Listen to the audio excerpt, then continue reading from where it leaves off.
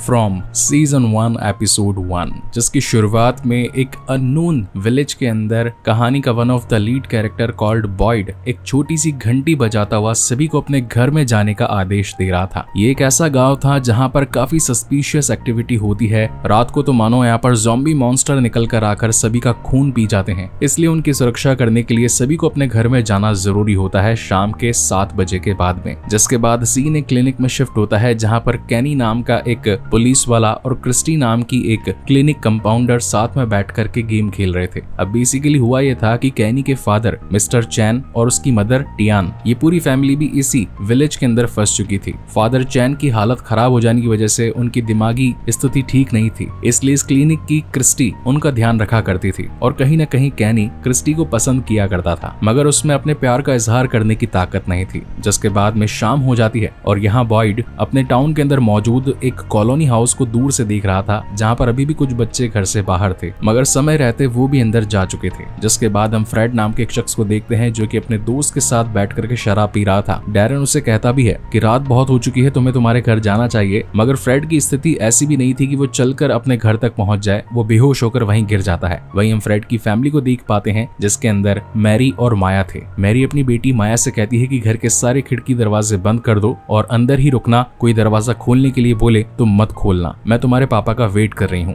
जैसे ही माया घर के अंदर घुसती है तो उसे खिड़की पर एक अननोन एंटिटी दिखाई पड़ती है। ये इस वक्त उसकी दादी का रूप बना करके आई थी और वो माया से कहती है कि बेटा मैं यहाँ पर अकेली हूँ और तुम तो मेरी पोती हो, तुम्हें तो मेरी मदद करनी ही चाहिए, खिड़की खोल दो, मैं अंदर आ जाऊंगी क्योंकि बाहर बहुत ज्यादा सर्दी है। अब जब तक मैरी वहां पर पहुंचती तब तक माया ने खिड़की खोल दी थी और तभी एक वैशी मॉन्स्टर आकर इन दोनों को ही जान से मार डालता है। जिसके बाद सीन नेक्स्ट मॉर्निंग शिफ्ट होता है। यहाँ पर हम एक ट्रेलर के अंदर एक पूरे परिवार को देख पाते हैं जिनके अंदर होते हैं जिम, टेबिथा, इनकी बड़ी बेटी जूली और छोटा बेटा ईथन। ये लोग रास्ते में मस्ती मजाक करते हुए बस आगे जा ही रहे थे। इन बिटवीन सीन शिफ्ट होता है इस टाउन में जहाँ पर नशे की हालत से उठकर जब फ्रेड अपने घर पर आता है तो उसके घर के बाहर लोगों का काफी सारा जमावड़ा था जो कि आकर कहते हैं कि क्या तुमने ध्यान नहीं दिया कि कल रात को क्या हुआ। यहाँ पर बॉयड जो कि बहुत ज्यादा गुस्से में था वो खींचकर फ्रेड में 2 चांटे जड़ देता है और कहता है कि ये सब कुछ तुम्हारी वजह से हुआ है। पिछले 3 महीनों में इस टाउन में एक भी हादसा नहीं हुआ था, मगर कल तुम्हारी गलती की वजह से 2 लोग मारे गए। इसके जिम्मेदार सिर्फ तुम हो। तुम्हें ठीक टाइम पर घर पर आ जाना चाहिए था अपने परिवार की सुरक्षा करने के लिए, मगर अब जाकर देखो कि उनकी क्या हालत है। जब फ्रेड ऊपर जाकर कमरे में देखता है तो उसकी वाइफ और बेटी की फटी हुई बॉडीज वहां पर पड़ी थी। ये सीन यहाँ पर मैं कट कर रहा हूँ क्योंकि कॉपीराइट आ सकता है। जिसके बाद हम बॉयड को उनके घर की खिड़की पर लगे एक तिलिस्मी पत्थर को उठाते देख पाते हैं। ये वो पत्थर था जो कि इस पूरे टाउन के लोगों को उन मॉन्स्टर से बचाने का काम किया करता था, तो बॉयड उसे अपनी जेब में रख लेता है। मीनवाइल सीन शिफ्ट होता है मैथ्यू फैमिली पर जो कि रास्ते में आगे जा ही रहे थे, लेकिन तभी एक पेड़ गिरा होने की वजह से पहले ये लोग सोचते हैं कि इस पेड़ को हटा देंगे और सीधा निकल जाएंगे, मगर वो पेड़ काफी ज्यादा भारी था। इसी वक्त आसमान में काले कौवे जोर जोर से चिल्लाने लगते हैं। शाम का वक्त भी होने वाला था, तो ये लोग डिसाइड करते हैं कि हम लोग पीछे के रास्ते से निकल जाएंगे। सीन अगेन टाउन में शिफ्ट होता है। बॉयड आकर कॉलोनी हाउस की वार्डन डोना से मिलता है और कहता है कि मैं अपने बेटे से मिलने के लिए आया हूँ, जहाँ पर डोना कहती है कि ये तुम्हारा इलाका नहीं है। तो बेसिकली इस टाउन को 2 पार्ट्स में डिवाइड कर दिया गया था। एक कॉलोनी हाउस जिसे कि डोना लीड किया करती थी, वहीं टाउन के बाकी के लोग जिन्हें की बॉयड संभाला करता था। मगर बॉयड का बेटा एलिस जो कि अपने पिता के साथ ना रहकर कॉलोनी हाउस में रहता था, इसलिए आज बॉयड उससे मिलने के लिए आया था। यहाँ पर इस वक्त एलिस अपनी ही गर्लफ्रेंड फातिमा की एक सेक्सी पेंटिंग बना रहा था। जब उसके फादर अंदर आते हैं तो फातिमा बाहर चली जाती है और वो अपने बेटे से बात करते हैं और बताते हैं कि कल शहर में एक बहुत बड़ा हादसा हुआ है। फ्रेड की फैमिली को मॉन्स्टर ने जान से मार दिया। आज उन्हें श्रद्धांजलि देने का वक्त है, मैं चाहता हूँ कि तुम भी वहाँ पर आओ। जिस पर एलिस कहता है कि ठीक है, मैं सोच कर बताऊंगा। यहाँ पर हम मैथ्यू फैमिली को देख पाते हैं जो कि पीछे के रास्ते से निकलने की वजह से गलती से इसी टाउन में पहुंच जाती है, जहाँ का नजारा खौफनाक था। सारे घर टूटे हुए थे, बाकी जितनी भी गाड़ियां पड़ी थी उनके टायर्स पंचर थे। वहीं इस टाउन के लोग सभी फ्रेड की फैमिली को श्रद्धांजलि देने के लिए खड़े थे। मैथ्यू की फैमिली जब इन्हें दूर से देखती है तो इनसे बात करने के लिए आगे आती है, जहाँ पर बॉयड कहता है कि कोई भी अभी इन्हें कुछ नहीं बताएगा वरना ये लोग घबरा जाएंगे। बॉयड फिर इनसे बात करने के लिए इनके पास आता है। जिम कहता है कि हम रास्ता भटक चुके हैं, क्या आप हमें यहाँ से बाहर जाने के लिए कोई दूसरा रास्ता बता सकते हैं। जहाँ पर बॉयड कहता है कि हाँ, बस यहाँ से सीधे निकल जाइए और ये रोड आपको मेन रोड से कनेक्ट कर देगी, जहाँ से आप अपनी मंजिल तक पहुंच सकते हैं। जिम बिना किसी देरी किए सीधा अपनी गाड़ी में बैठकर आगे की ओर निकल जाता है, मगर कई बार आगे के रास्ते पकड़े हुए जाने पर भी ये लोग वापस से दोबारा उसी टाउन में लौट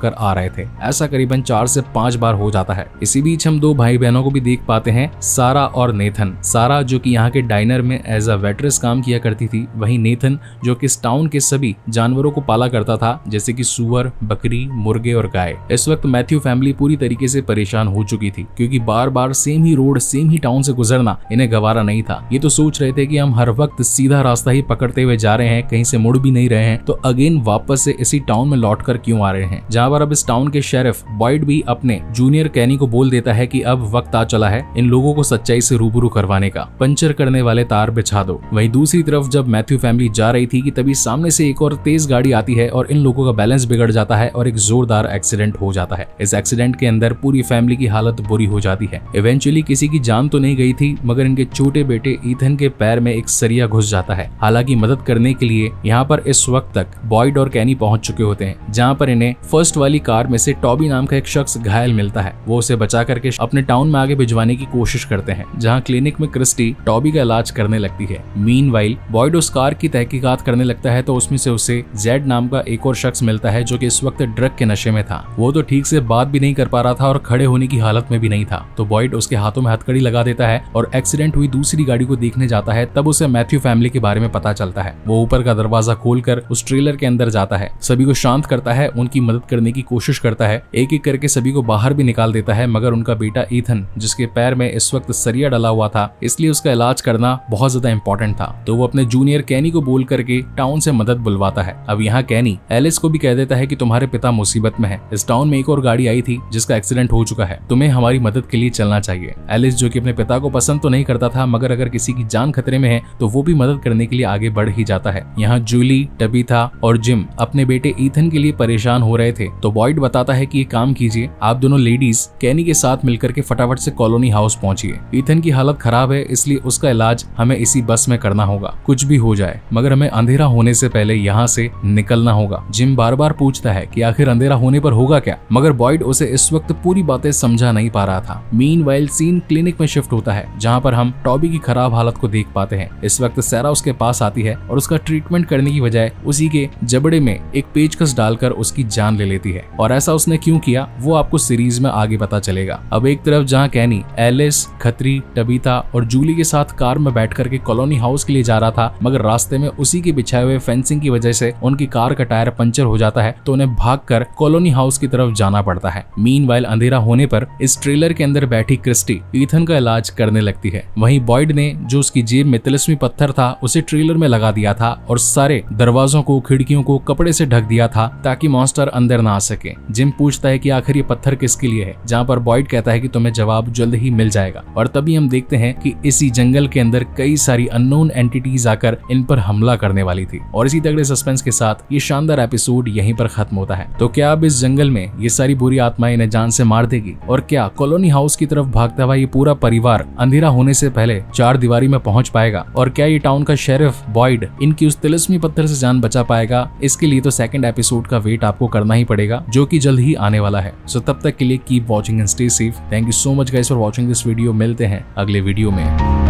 फ्रॉम सीजन 1 एपिसोड 2, जिसकी शुरुआत में हम कैनी को देख पाते हैं जो कि खून में लथपथ था और अपनी कुल्हाड़ी से पेड़ की कुछ लकड़ियां काट रहा था। और अब ऐसा हुआ क्यों, कहानी अगेन फ्लैशबैक में जाती है। तो वहीं रात का सीन दिखाया जाता है। ये वो पॉइंट था जहां पर जंगल के अंदर वही अननोन एंटिटीज आकर इन्हें घेर चुकी थी। जिम पूरी तरीके से घबरा चुका था कि आखिर ये लोग है कौन, अंदर आने की गुहार क्यों लगा रहे हैं, क्या मुझे बाहर जाकर उनसे बातचीत करनी चाहिए? लेकिन बॉयड ऐसा करने से मना कर देता है। इवेंचुअली वो अपनी गन भी निकाल देता है और जिम को समझाने लगता है कि अगर तुम बाहर गए तो तुम भी मरोगे और अंदर हम सब भी मरेंगे, और मैं अब और बच्चों की लाशें दफनाना नहीं चाहता। आज सुबह ही मैंने 2 बॉडीज दफन करी है, अब और लाशों को देखने की मेरी हिम्मत नहीं। जिम उसकी बात को समझ जाता है और चुपचाप बैठ जाता है। ये सारे मॉन्स्टर्स ट्रेलर के अंदर नहीं आ पा रहे थे क्योंकि ट्रेलर के अंदर बॉयड ने वो तिलिस्मी पत्थर लगा दिया था। मीनवाइल सीन शिफ्ट होता है उन सभी पर जो कि उस कार में बैठ करके कॉलोनी हाउस तक जाने वाले थे। हालांकि डोना ने सबको मना कर दिया था कि अंधेरा होने के बाद कोई भी दरवाजा या खिड़की नहीं खोलेगा। एलिस बाहर आकर चिल्लाने लगता है कि हम लोग हैं, हम इंसान हैं, हमारे लिए दरवाजा खोल दो, मगर डोना ऐसा करने से मना करती है। लेकिन फातिमा जो कि एलिस से प्यार करती थी वो समझ जाती है कि ये इंसान ही है और वो उसके लिए दरवाजा खोल देती है। जैसे ही ये सब लोग अंदर आते हैं तो डोना इन पर जोर जोर से चिल्लाने लगती है और इन्हें अपने घुटनों के बल बैठने को बोलती है और इनके हाथ पैर बांध दिए जाते हैं ताकि अगर इनमें से कोई मॉन्स्टर हो तो यहाँ मौजूदा लोग ना मारे जाएं।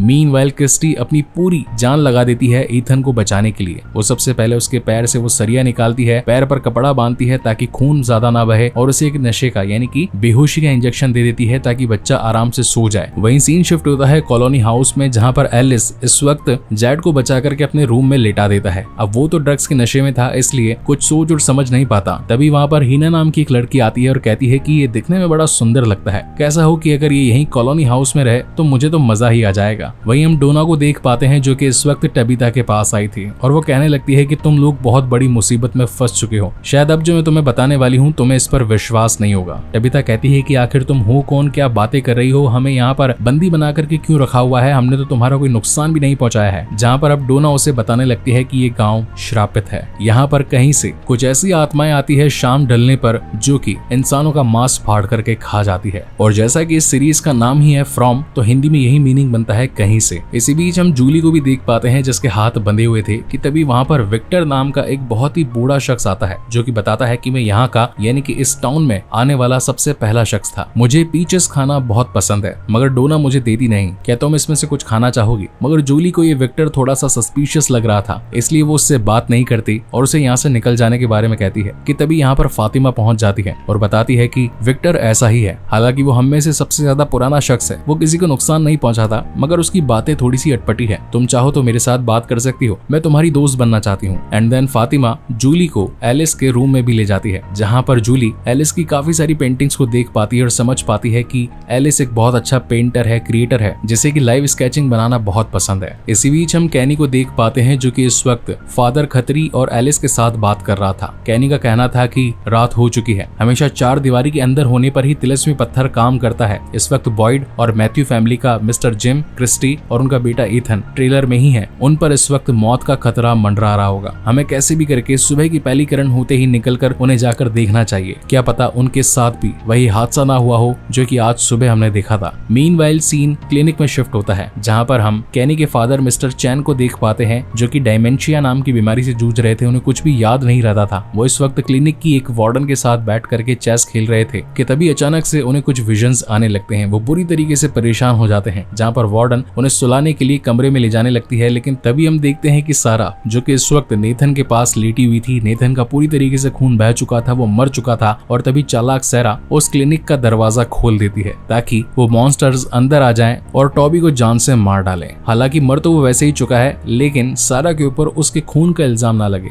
यहाँ पर हम फादर खत्री और कैनी को देख पाते हैं जो कि इस वक्त साथ में ड्रिंक्स ले रहे थे। फादर खत्री का बताना था कि मैं भी यहाँ के शुरुआती में आए हुए लोगों में से एक हूँ, मैंने अपने सामने कई लाशों को देखा है। ये हैवानी दरिंदे रात को निकलते हैं और उन्हीं के रिलेटिव्स का रूप बनाकर उन्हें लुभाते हैं, कभी किसी के दोस्त बन जाते हैं तो कभी किसी के कोई फैमिली रिलेटिव बन जाते हैं और हम लोग उनकी बातों में आकर उनके आने के लिए रास्ता खोल देते हैं और तभी ये हैवान अपना असली चेहरा दिखाते हैं। इनसे आज तक कोई बच नहीं पाया है, सिर्फ ये तिलस्मी पत्थर ही है जो कि हमें इस चार दीवारी के अंदर उन मॉन्स्टर से बचाता आया है। अगर ये ना होता तो शायद आज हम भी ना होते। वहीं सीन जूली पर शिफ्ट होता है जो कि इस वक्त ऑलरेडी अपने परिवार से खफा हो चुकी थी, ना तो उसे अपने मदर फादर की सुनाई जाने वाली बातें पसंद थी, ना ही अपना छोटा भाई पसंद था। काइंड ऑफ इस एज में आ जाने के बाद में लड़कियों को थोड़ी फ्रीडम चाहिए होती है और एक नई फ्रेंडशिप की उन्हें जरूरत होती है ताकि अपने गम भुला दिए जाएं। इसलिए यहाँ पर आने के बाद यानी कि फातिमा और एलिस से मिलने के बाद वो थोड़ी खुश हो जाती है। वहीं डोना टबीता को इस वक्त सारी बातें बता चुकी थी कि यहाँ पर किस तरीके से शाम हो जाने के बाद में कुछ मॉन्स्टर आ जाते हैं जो कि किसी भी इंसान को देखते ही फाड़ करके खा जाते हैं और फिर बचती है तो सिर्फ उनकी हड्डियां। पहले तो टबीता को ये सारी बातें मजाक लग रही थी, लेकिन जब डोना ने उसे अपनी बहन के बारे में बताया कि हम दोनों जब एक ट्रेलर में बैठ करके यहाँ से आ रहे थे तो रास्ते में मॉन्स्टर्स ने हमारा रास्ता रोक लिया, मेरी ही आंखों के सामने उन्होंने मेरी बहन को फाड़ करके खा लिया और उनसे जान बचाने के लिए मैंने एक जंगल में झाड़ी के पीछे छिप करके रात बिताई। जब जब ये मॉन्स्टर्स मेरी बहन को फाड़ करके खा रहे थे उसके चिल्लाने की आवाज तक मेरे कानों में गूंज रही थी। इन बातों को सुनकर के जूली को फाइनली विश्वास हो जाता है कि ये टाउन एक मौत का मंजर है जहाँ से कभी बाहर नहीं निकला जा सकता। इन सभी ने बाहर निकलने की कई बार कोशिश करी मगर लौट करके ये लोग अगेन यहीं पर आ जाया करते करते थे। वहीं हम विक्टर को देख पाते हैं जो कि कुछ अनोखी ड्राइंग्स बना रहा था। उसकी ड्राइंग्स ऐसे लग रही थी मानो कोई बच्चा कोई स्केच बना रहा हो, और ये सब वो क्यों कर रहा है इसकी इन्फॉर्मेशन तो मैं आगे आपको इस सीरीज में दे ही दूंगा। मीनवाइल हम सारा को देख पाते हैं जो कि इस वक्त रात के अंधेरे में भी अपने घर पहुंच चुकी थी। वो इस वक्त नहा रही थी, नहा के जब बाहर आती है तो अपने भाई नेथन के गले लग जाती है। भाई कहता है कि तुम इतना रो क्यों रही हो, कहीं तुमने कुछ बुरा तो नहीं कर दिया। जहाँ पर सारा बताती है कि हाँ मुझसे एक बुरा काम हुआ है, और वो बुरा काम ये था कि उसने क्लिनिक का दरवाजा खुला छोड़ दिया था। अब यहाँ पर हम क्लिनिक में देख पाते हैं जहाँ पर वार्डन मिस्टर चैन को खाना देने के बाद में जब दरवाजे को चेक करने जाती है तो दरवाजा तो उसे खुला मिलता है कि तभी मॉन्स्टर्स आकर उसे और मिस्टर चैन को जान से मार डालते हैं। वही सीन शिफ्ट होता है मैथ्यू फैमिली पर, और इस वक्त तो सुबह भी हो चुकी थी, सूरज की पहली किरण आ चुकी थी, इसलिए ये लोग अब यहाँ से बाहर निकलने के बारे में सोचते हैं। और जैसे ये लोग बाहर आते हैं कि तभी टबीथा, कैनी और मिस्टर खत्री भी यहाँ तक पहुंच चुके थे उन्हें लेने के लिए। ये परिवार आपस में एक साथ मिलकर काफी खुश होता है। टबीथा अपने बेटे ईथन को देख करके उसे गले लगा लेती है क्योंकि उनकी ये रात बहुत ही मुश्किलों भरी थी। मगर कैनी के लिए ये वक्त और भी ज्यादा मुसीबत भरा था, क्योंकि जब वो वापस आकर क्लिनिक में अपने फादर को देखता है तो उसे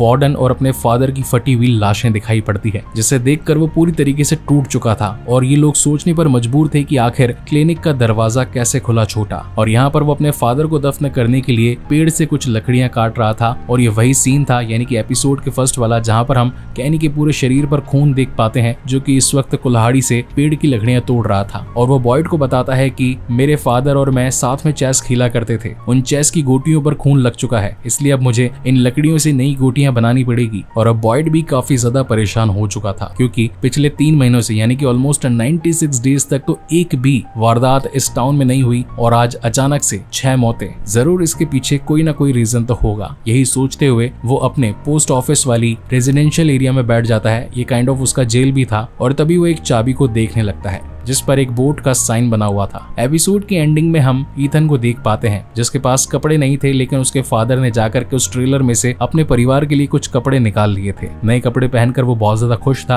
अपनी मॉम के साथ बातें भी कर रहा था कि तभी इसे खिड़की में दूर खड़ा एक लड़का नजर आता है जिसने व्हाइट कलर की ड्रेस पहन रखी थी, और वो सिर्फ ईथन को ही घूरे जा रहा था। और इसी के साथ ये एपिसोड यहीं पर खत्म होता है। अब क्या ये लड़का अच्छी आत्मा है या बुरी आत्मा, क्या फिर इनके लिए एक बुरा संदेशा है? आखिर बॉयड अब इन 6 मौतों के राज को कैसे सुलझाएगा? क्या मैथ्यू की पूरी फैमिली इस घोस्ट टाउन में ठीक से सेटल हो पाएगी या नहीं? इन सभी के राज तो आपको 3rd एपिसोड में ही पता चलेंगे, वो भी जल्द ही आने वाला है। सो तब तक के लिए keep watching and stay safe. Thank you so much guys for watching this video. मिलते हैं अगले वीडियो में। From season 1 episode 3। पर्सनली ये मेरा भी फेवरेट एपिसोड है, और वो क्यों है इसका जवाब मैं आपको आगे दूंगा ही। So now coming back to the main story, जिसकी शुरुआत में हम कॉलोनी हाउस के लोगों को देख पाते हैं जो कि रात के अंधेरे में खुद का भी मन बहलाते रहते हैं। और उसी कॉलोनी हाउस में हम मैथ्यू फैमिली को भी देख पाते हैं जहाँ पर जिम, टबीथा, जूली और ईथन भी मौजूद थे, जो कि बस सुबह होने का इंतजार कर रहे थे और यहाँ से निकल जाना चाहते थे। मगर उन्हें क्या पता कि अब उन्हें अपनी बाकी की जिंदगी इसी घोस्ट टाउन में गुजारनी होगी। जिसके बाद सीन शिफ्ट होता है नेक्स्ट मॉर्निंग, और यहाँ पर जेड को होश आ जाता है, यानी कि उसका पूरा नशा खत्म हो चुका था। इस वक्त डोना उसके पास आती है और बताती है कि क्या तुम्हें किसी ने अभी तक कुछ बताया है? तो जेड कहता है कि तुम किसके बारे में बात कर रही हो? जहाँ पर डोना कहती है कि अरे यार, फिर से वही स्टोरीज अब तुम्हें शुरू से सुनानी पड़ेगी। वही हम बॉयड को देख पाते हैं जो कि अपने उस पोस्ट ऑफिस में सोया करता था। वो उठ जाता है, उसके पास एक जोड़ी ही कपड़े थे, वही बनियान, वही जीन्स, वही शर्ट। और वो आज बाहर अपने एक ओन क्रिएटेड बॉक्स को देखने लगता है और सोचता है कि आज इसके यूज करने की बारी है। जिसके बाद वो थोड़ा नहाता धोता है, ब्रश करता है, रेडी होता है और सीधा फ्रेड के पास पहुंच जाता है। फ्रेड भी जानता था कि आज उसे सजा मिलने वाली है, जिस पर बॉयड बताता है कि आज का दिन तुम्हारे लिए बहुत ज्यादा दर्दनाक होने वाला है। तो फ्रेड कहता है कि ठीक है, मेरे मरने के बाद मेरी कब्र मेरे बीवी बच्चों के बगल में ही मुझे दफनाना। यानी कि फ्रेड को ये पता है कि अब आज का दिन उसका आखिरी दिन है। वहीं हम डोना को देख पाते हैं जो कि इस वक्त जेड को सारी की सारी इन्फॉर्मेशन देने लगती है अबाउट दिस टाउन। मगर फ्रेड को ये सारी चीजें बकवास लगने लगती है। उसे ये लगता है कि उसका दोस्त टॉबी उसे एक ह्यूमन क्रिएटेड विला में लेकर आ चुका है, या फिर कहें कि ह्यूमन क्रिएटेड एक ऐसे प्लेस पर लेकर आ चुका है जहाँ पर अभी कोई खेल चल रहा है। वैसे एक चीज है, हमारी इंडिया में ऐसे कोई रियलिस्टिक गेम्स तो होते नहीं है, लेकिन बाहर फॉरेनर्स के पास में ऐसे गेम्स होते हैं जहाँ पर उन्हें एक अबैंडन्ड सिटी में जाकर के कुछ क्लूज, कुछ टास्क करने पड़ते हैं खेल को जीतने के लिए। तो जेड को यही लगता है कि यहाँ कोई गेम चल रहा है, हर कोई यहाँ पर एक्टिंग कर रहा है और अब उसे कुछ क्लूज ढूंढ करके कोई टास्क टास्क कंप्लीट करने हैं। वो तो बाहर निकल करके एंजॉय करने लगता है, सभी को हलुहाय करने लगता है और एक लड़की की साइकिल लेकर के अगले क्लूज को ढूंढने के लिए निकल पड़ता है। वहीं पर हम ईथन को देख पाते हैं जहाँ पर वो बस उस खिड़की को ही देखे जा रहा था, क्योंकि ईथन को अपने जैसा सिर्फ एक ही लड़का दिखाई दिया था कि तभी उसकी मॉम टबीथा वहाँ पर आ जाती है, उसे नाश्ता करने के बारे में बोलती है। तो कॉलोनी हाउस के लोग बताते हैं कि पास ही में एक डाइनर है जहाँ पर सुबह का नाश्ता बनाया जाता है, अगर आप लोग चाहें तो वहाँ पर जाकर के नाश्ता कर सकते हैं। जिसके बाद सीन डायरेक्टली डाइनर पर ही शिफ्ट होता है जहाँ पर हम चैन फैमिली को देख पाते हैं, यानी कि कैनी और उसकी मॉम टियान। हालांकि ये वक्त भी उनके लिए मुसीबतों भरा था, क्योंकि कैनी के फादर की जस्ट डेथ हुई ही थी। टियान पूरी तरीके से टूट चुकी थी, मगर फिर भी इस हालत में होने के बावजूद वो यहाँ के लोगों को सर्व करना चाहती थी। इसी बीच हम यहाँ की वेटरेस सारा को देख पाते हैं, जिसकी वजह से रात के कांड हुए थे, मगर किसी को भी इस बारे में कोई भी खबर नहीं थी। वहीं पर हम विक्टर को देख पाते हैं जो कि इस वक्त अपने कुछ कागजों में लिख करके अपने कॉलोनी हाउस से जंगल की दूरी को तय करने की कोशिश करता है और ऐसा बार बार करने लगता है। वहीं पर हम जूली को देख पाते हैं जो कि इस वक्त उदास उस कॉलोनी हाउस के अंदर खड़ी थी कि तभी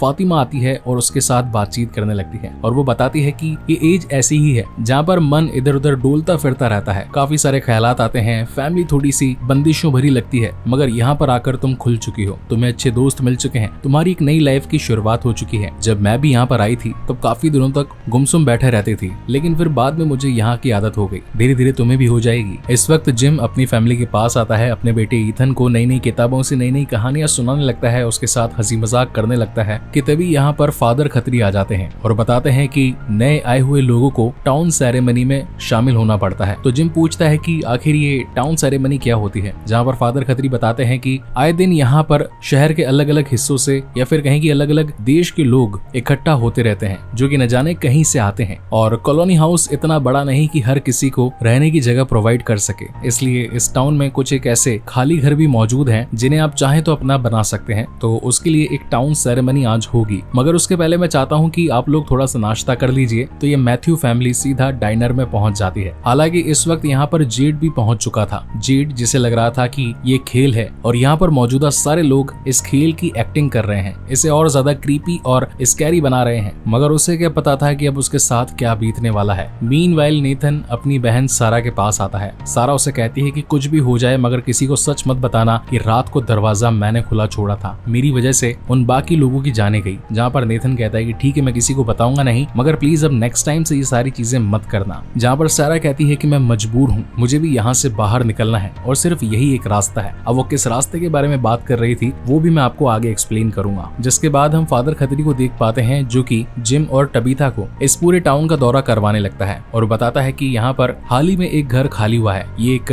फ्रेड नाम के शख्स का था, वो गलती से नशे की हालत में टाइम पर घर नहीं पहुंचा और उस दिन उसकी फैमिली ने गलती से खिड़कियां खोल दी, जिनकी वजह से मॉन्स्टर्स ने आकर उनकी जान ले ली। इसलिए आप लोग जब उस घर में रहें तो हमेशा कीलों से खिड़कियों को बंद कर करके रखें, हर वक्त पर्दे होने चाहिए, दरवाजों पर भी अच्छी मजबूत पकड़ होनी चाहिए ताकि वो मॉन्स्टर्स अंदर ना आ सके। जिसके बाद खत्री उन्हें उसी घर में लेकर जाता है जहाँ पर कभी फ्रेड रहा करता था। यहाँ पर जिम को पुरानी पड़ी लाशों की खून के धब्बे और बिगड़ी हुई दीवारें दिखाई पड़ती हैं। इन सब चीजों को देख करके टबीथा का दिमाग खराब हो जाता है और वो तो बस यहाँ से जाना चाहते थे, लेकिन जिम बताता है कि हाँ हम सचमुच यहाँ पर फंस चुके हैं। जिस तरीके से ये लोग भी आज तक यहाँ से बाहर न जाने का रास्ता खोज पाए हैं, हम भी शायद न खोज पाए, इसलिए अब हमें यहीं पर ही रहना पड़ेगा। तो अब अपने मन को समझा लो और अब यही हमारी जिंदगी है। मीनवाइल हम बॉयड को देख पाते हैं जो कि इस वक्त फ्रेड को लेकर के आया होता है उसके बीवी बच्चों की कब्र के पास में, जहाँ पर फ्रेड बताता है कि मुझे कुछ देर बस इनके साथ बिताने दो, मैं जानता हूँ कि आज मेरा आखिरी दिन है मगर मैं थोड़ी देर अकेला रहना चाहता हूँ। वहीं सीन कॉलोनी हाउस में शिफ्ट होता है जहाँ पर एलिस ने अपनी क्रिएशन के थ्रू एक लकड़ी का ऐसा सपोर्टिव हत्था बना दिया था जो कि ईथन को चलने में मदद कर सकता था। ये सारी चीजें दूर से बैठकर जूली देख रही थी और उससे कहीं ना कहीं एलिस पसंद आने लगता है। यहाँ डाइनर के अंदर कैनी जेड को इस पूरे टाउन के बारे में बताने लगता है कि शाम को अंधेरा हो जाने के बाद में कुछ ऐसे अननोन क्रीचर्स यहाँ पर घूमने लगते हैं जो कि इंसानों का मांस फाड़ करके खा जाते हैं। वो जो फैमिली हमने एक दिन पहले बचाई थी उन्होंने भी अपनी जान उस ट्रेलर के अंदर छिप कर रह करके बचाई।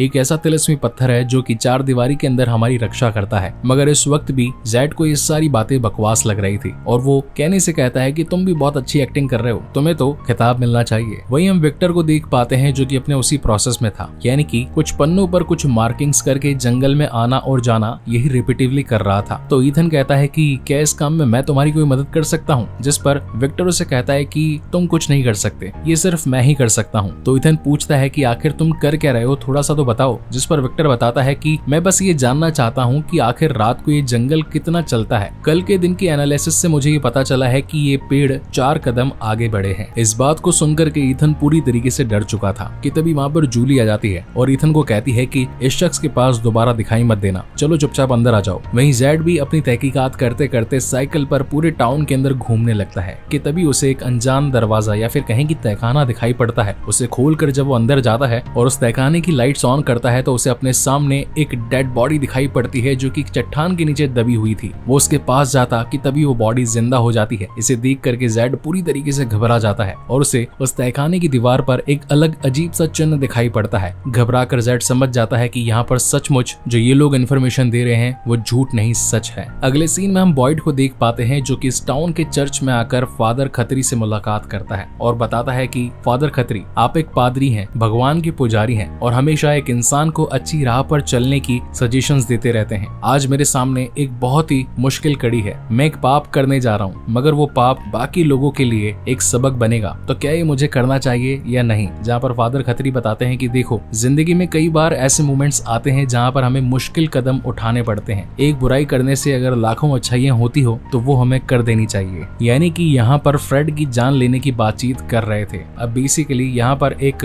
टॉर्चर बॉक्स बनाया गया था बॉयड के थ्रू। इस बॉक्स के अंदर वो तिलिस्मी पत्थर नहीं रखा जाता और सजा देने वाले शख्स को इसमें बिठा दिया जाता है रात भर। तो यानी कि रात को वो सारे वैशी दरिंदे आएंगे और उस इंसान को फाड़ करके खा जाएंगे। यही सजा होती है अगर कोई इंसान अपने परिवार का या फिर किसी का ध्यान नहीं रख पाता और उसकी वजह से कई सारी जानें चली जाए। तो यही सब कुछ आज फ्रेड के साथ में भी होने वाला था, मगर बॉयड ऐसा करना नहीं चाहता था। इसलिए वो उस तिलिस्मी पत्थर को फ्रेड को दे देता है और बताता है कि यहाँ से 10 किलोमीटर दूर जंगल में एक छोटा सा घर है। अब हमेशा के लिए इस पत्थर के साथ वहाँ चले जाओ और बस वहीं अपनी जिंदगी बताना, यही तुम्हारी सजा है। जिस पर फ्रेड कहता है कि ये पत्थर बहुत कीमती है और नए आए हुए परिवार को इसकी मुझसे ज्यादा जरूरत है। मैं अपना बच्चा तो खो चुका हूँ, किसी और का बच्चा खोने देना नहीं चाहता, इसलिए इस पत्थर को तुम उन्हें दे दो और मैं तुम्हारे टॉर्चर बॉक्स वाली सजा के लिए तैयार हूँ। जिसके बाद में वक्त आता है टाउन सेरेमनी का। इस वक्त पूरे टाउन के यानी कि जितने भी इस गाँव के लोग होते हैं वो इकट्ठा हो जाते हैं और बॉयड बताता है कि तुम्हारे पास चुनने के लिए 2 ऑप्शन है। अगर तुम पत्थर चुनते हो तो तुम इस टाउन में रहोगे, यानी कि अलग अलग घरों में से किसी भी एक घर में। अगर तुम फूल चुनते हो तो फिर तुम्हें कॉलोनी हाउस में रहना पड़ेगा। तो बेसिकली कॉलोनी हाउस जो था वो डोना के अधीन था, यानी कि वही उसे लीड किया करती थी और उस घर की पूरी जिम्मेदारी डोना की हुआ करती थी कि कोई लोग कहाँ घूम रहे हैं, दरवाजे बंद हुए हैं या नहीं हुए हैं।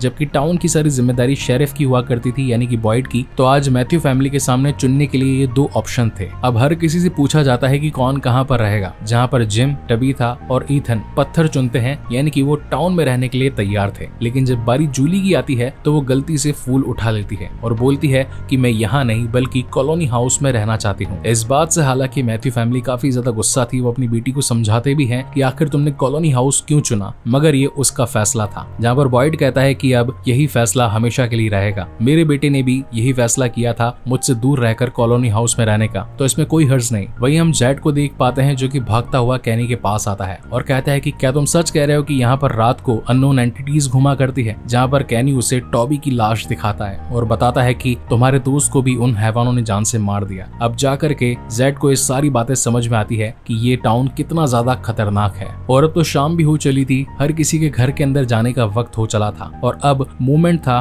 फ्रेड को सजा देने का। जहाँ पर बॉयड फ्रेड को टॉर्चर बॉक्स के अंदर जाने के लिए कहता है और बोलता है कि तुम्हें रात भर यहीं रुकना होगा बिना उस तिलिस्मी पत्थर के। अब जहाँ एक तरफ सभी लोग 4 दीवारी के अंदर जा चुके थे, मैथ्यू फैमिली को भी अपने दीवार पर टंगाने के लिए एक पत्थर मिल चुका था और कॉलोनी हाउस में जूली आकर अपने नए दोस्तों के साथ खुश थी। वहीं बॉयड मनी मन सोच रहा था कि आज रात फ्रेड के साथ क्या होगा। और तभी फ्रेड पर सीन शिफ्ट होता है जहाँ रात के अंधेरे में आकर वही हैवान उसकी बोटी फाड़ देते हैं और इसी तगड़े सस्पेंस के साथ ये एपिसोड यहीं पर खत्म होता है। अब आखिर बॉयड ने वो तिलिस्मी पत्थर ढूंढे कहाँ से, जेड आखिर यहाँ से निकलेगा कैसे, विक्टर आखिर उन पेड़ों से क्या इन्फॉर्मेशन निकलवाना चाहता है, इन सभी राजों से पर्दा तो आगे सीरीज में आगे चलकर उठेगा। इसका नेक्स्ट एपिसोड भी हम जल्द ही लाने वाले हैं। सो तब तक के लिए keep watching and stay safe and thank you so much guys for watching this video. मिलते हैं अगले वीडियो में।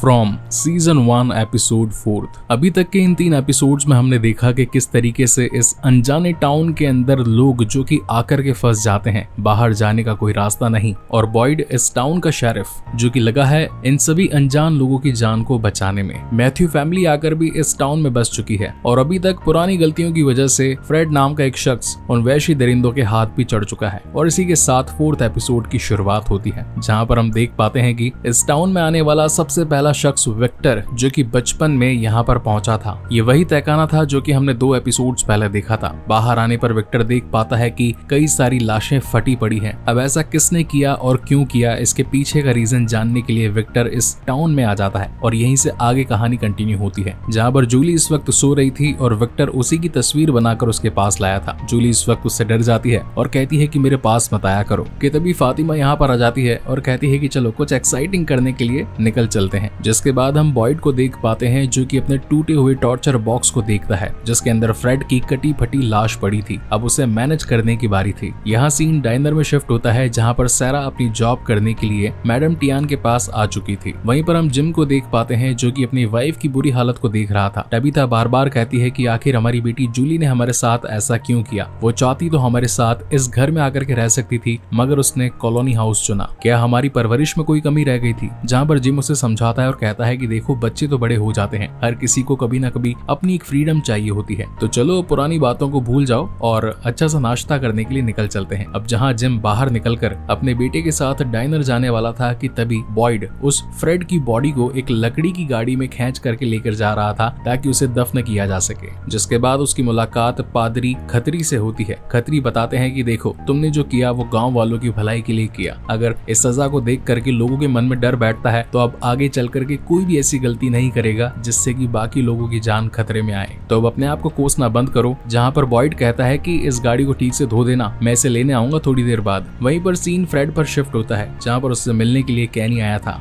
वो कैनी को बताता है कि ये जो तहखाना है इसके अंदर मैंने एक लाश देखी, जरा नीचे तो आओ। कैनी नीचे आता है मगर वहाँ पर वो लाश नहीं थी। फ्रेड बताता है कि मैंने यहीं पर उसे देखा था, एक अधमरा इंसान जो कि एक बड़े से पत्थर के नीचे दबा हुआ था। पहले तो वो हिल नहीं रहा था, लेकिन जब मैंने उसे देखा तो वो मुझे घूरने लगा और अचानक से मैं जमीन पर गिर पड़ा, जहाँ पर मैंने इस तहखाने की छत पर एक अजीब सा सिंबल देखा, मगर अभी वो सिंबल नहीं है। हालांकि ये सारी चीजें कैनी के लिए भी बिल्कुल न्यू थी, मगर कैनी उसकी बात पर गौर नहीं फरमाता और ये दोनों वहाँ से निकल जाते हैं। जिसके बाद सीन डाइनर में शिफ्ट होता है। यहाँ की मैडम टियान आज अपने नए ग्राहकों को देखकर उनके लिए नया खाना बनाने की कोशिश करती है। वो पूछती भी है कि बेटा तुम क्या खाना चाहते हो, जहाँ पर ईथन बताता है कि मैं एप्पल पाइस खाना चाहता हूँ। तभी जिम कहता है कि बेटा ठीक है तुम अपना फूड एंजॉय करो, मैं जरा वॉशरूम जाकर के आता हूँ। उसके वॉशरूम में जाने के बाद पीछे से वहाँ विक्टर आ जाता है और कहता है कि क्या तुम मेरे साथ खोज पर चलना चाहते हो, जहाँ पर ईथन उसे हाँ कह देता है और वो विक्टर के साथ वहाँ से जाने लगता है कि तभी वहाँ पर जिम पहुँच जाता है और विक्टर को खरी खोटी सुनाता है। कहता भी है कि आज के बाद मेरे बेटे और मेरी फैमिली से दूर रहना, नेक्स्ट टाइम अगर पास भी दिखे तो सीधा जान से मार दूंगा। जबकि विक्टर तो सिर्फ यही कह रहा था कि मैं एक अलग खोज पर निकला हूँ, मगर जिम उसकी बात नहीं मानता और अपने बेटे को सीधा घर ले आता है। वहीं पर हम फातिमा को देख पाते हैं जो कि इस वक्त जूली के साथ थी। ये दोनों मिलकर के कपड़े सुखा रही थी और बताती है कि देखो कॉलोनी हाउस भले ही टाउन हाउस से थोड़ा अलग है क्योंकि वहाँ के लोग इंडिविजुअल काम करते हैं, लेकिन यहाँ पर तो हमें ही मिलजुल कर काम करना पड़ता है। कुछ लोग जो सभी के लिए खेती करते हैं, कुछ लोग जो सभी के लिए कपड़े धोते हैं, कुछ लोग जो सभी के लिए कारपेंटिंग यानी कि फर्नीचर वगैरह बनाने का काम करते हैं। तो हर किसी ने अपनी अपनी जिम्मेदारियां बांट ली है। तुम चाहो तो अपने लिए भी कोई ना कोई काम चूज कर सकती हो, मगर बस अच्छाई इस बात की है कि हम सभी को यहाँ पर फ्रीडम है, जो भी जिस वक्त जो चाहे वो कर सकता है। यहाँ पर किसी भी प्रकार की कोई रोक टोक नहीं है। कि तभी इस वक्त उससे मिलने के लिए उसकी माँ टबीता पहुंच जाती है। जूली इस वक्त खफा थी और वो कहती है कि देखो मॉम, मैंने बहुत टाइम आपके साथ बंदिशों में रह लिया, मगर अब मैं अपनी खुली जिंदगी जीना चाहती हूँ, तो अब प्लीज मुझे यहाँ पर आकर डिस्टर्ब मत कीजिए। तो बेसिकली टबीता उसे इस वक्त अपने घर में शिफ्ट हो जाने के बारे में कहने के लिए आई थी, लेकिन जैसा कि इस टाउन के रूल थे कि जिसने शुरुआत में आकर अगर पत्थर चूज किया तो उसे बाकी के घर मिलेंगे और अगर फूल चूज किया तो उसे कॉलोनी हाउस में रहना पड़ेगा और यही रूल्स आगे भी फॉलो होंगे। मगर जाते जाते टबीता अपनी बेटी को अपना ही एक स्वेटर दे देती है और कहती है कि हमेशा अपने पास रखना, तुम्हें सर्दियों से बचाएगा। हालांकि जूली तो उसे नहीं लेती, लेकिन फातिमा लेकर बता देती है कि मैं उसे दे दूंगी। जिसके बाद सीन यहाँ पर कैनी पर शिफ्ट होता है जो कि जैड को ये बताता है कि देखो ये है अमेरिका का नक्शा। इस वक्त यहाँ पर देश के अलग अलग कोनों में लोग गायब हुए और कहाँ पर मिले, सीधा इसी टाउन में। उनकी कोई गायब होने की फिक्स जगह नहीं थी। ऐसा लग रहा था कि मानो इस जगह ने उन्हें चूज करके यहाँ पर बुलाया है। मिस्टर मिस्टर मैथ्यू की फैमिली टेक्सास में खोई थी, मैं कैंसस में खोया था और तुम बॉस्टन में खोए थे, लेकिन मिले हम यहाँ पर। जिस पर जैड का बताना था कि देखो मैं एक सॉफ्टवेयर इंजीनियर हूँ, हर मुश्किल चीजों का हल ढूंढना मुझे अच्छा लगता है, यहाँ से बाहर निकलने का भी कोई ना कोई रास्ता मैं खोज ही लूंगा। क्या तुमने यहाँ पर कभी कोई पैटर्न नोटिस किया? मगर कैनी का जवाब ना था